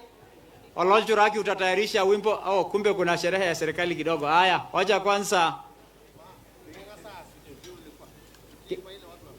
Kinga saidi ba ogoldo? Kinga sabu enda? Ala? Jibekira jeltokana kwanza. Haya, Bishop, enjaki Bishop obo oltikenoki yiok tenkomono. Nelotu olonjuraki apikaki yiok osinkolio kake king'asa aidip esiai ya serikali. Lakini ndugu wapendwa, tumetayarisha lunch kwa watu wote. Everybody will have atapata lunch. Jamani msiende bila kula. Na tutaweka wimbo ya Kimaasai kidogo tuimbe kwa sababu sherehe mpaka tuimbe.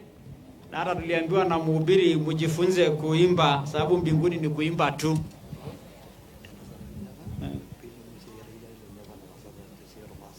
Oh, haya Jomo kuja hapa. Konana, korede koyet lesekari lai. Sasa nyinyi Nyangulo, unajua huyu saa ni jamaa wa rika yenu. Alikuja sherehe yenu na gore lamrani no linyil Nyangulo. Kayuni yolou amejua rika. Tumeenda urupul na yeye kisha modo ushirupulindela iraga ngata uyoko. Amejua kutengeneza supu ya Kimaasai, anajua madawa. Sasa rika yake ni hiyo yenu ya Nyangulo, tujikilie kijana. Haya Konana, wewe ndio umekuwa na Jomo, so nyinyi mtaendelea hiyo safari na Jomo aanze kujua watu wa rika yake. Asanteni sana. Asholeng. Thank you very much. Bishop Lang. Yes. Basi tusimame ili tuombe. Na kwa heshima tunaweza toa kofia. Na tutakuwa na hizi manifesto, so kuna nyingi hapa watu wapate manifesto ya gavana yao. Amen. Tuombe. Baba wa mbinguni, Mungu wa rehema, katika jina la Yesu Kristo, tunakushukuru Bwana kwa sherehe hii ambayo imefana ya gavana kuchukua ofisi. Na tumesikia hotuba yake na hata maono ya miaka 5. Tunaomba Bwana neema kutoka kwako na hata pia hekima pamoja na serikali yake akifanikisha yale mengi ambayo ametaja kuendelesha. Baba, tunaomba hata kwa sababu ya janga la njaa ambalo limekuwa tisho, tunakuomba Mungu tukumbuke. Tunaomba utupatie maji, bana wewe ni Mungu mkarimu. Tuomba pia baraka zako kwa wageni wote waliyefika hapa. Hata vile vile jamii ya Kajiado, ukiweza kuwabariki. Kulikuwa na mashindano, lakini leo ni kurudiana kama jamii moja kwa serikali ambayo tayari inaendelea. Na kuomba Mungu wa mbinguni, hata wabunge la taifa na hata hapa la county, wote watakaporudi kazini na watenda kazi, ukaweze kuwabariki. Naomba amani yako na hata roho ya mabishano isipate nafasi, katika jina la Yesu Kristo. Pamoja na watu wa kidini wanapoombea kaunti hii, baraza la wazee na wengine vitengo mbalimbali. Mungu wetu, tumejikabidhi mkononi mwako. Tunaomba mwanzo mwema katika miaka hizi mitano ambazo siko mbele zetu, siwe za baraka na hata za kufanikiwa. Naomba kibali hata katika Kenya yetu, hata wakati kesi ambayo inasubiriwa, tunaomba amani yako na Bwana na utulifu kwa Wakenya wote. Utusaidie tukae kwa amani na hata pia na haki. Naomba uongozi wa Roho Mtakatifu tunapotawanyika kwenda manyumbani, utuongoze Mungu wetu. Tumeomba kibali ya ajabu Mungu wetu kwa serikali ambayo sasa inaendesha kaunti hii. Kwa Yesu Kristo Mwokozi wetu, Bwana nimeomba na kuamini. Amen. Haya, tungoja kidogo watu wa serikali wafanye national anthem, alafu Olol Churaki ujitayarishe.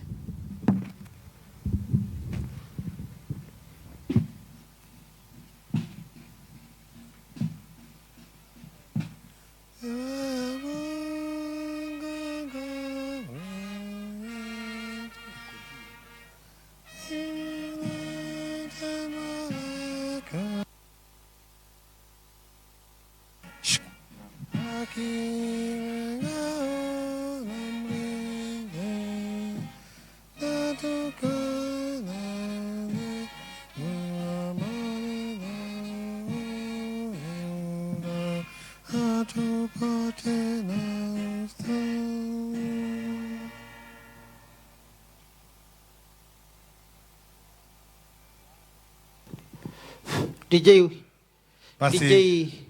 wachilia wimbo.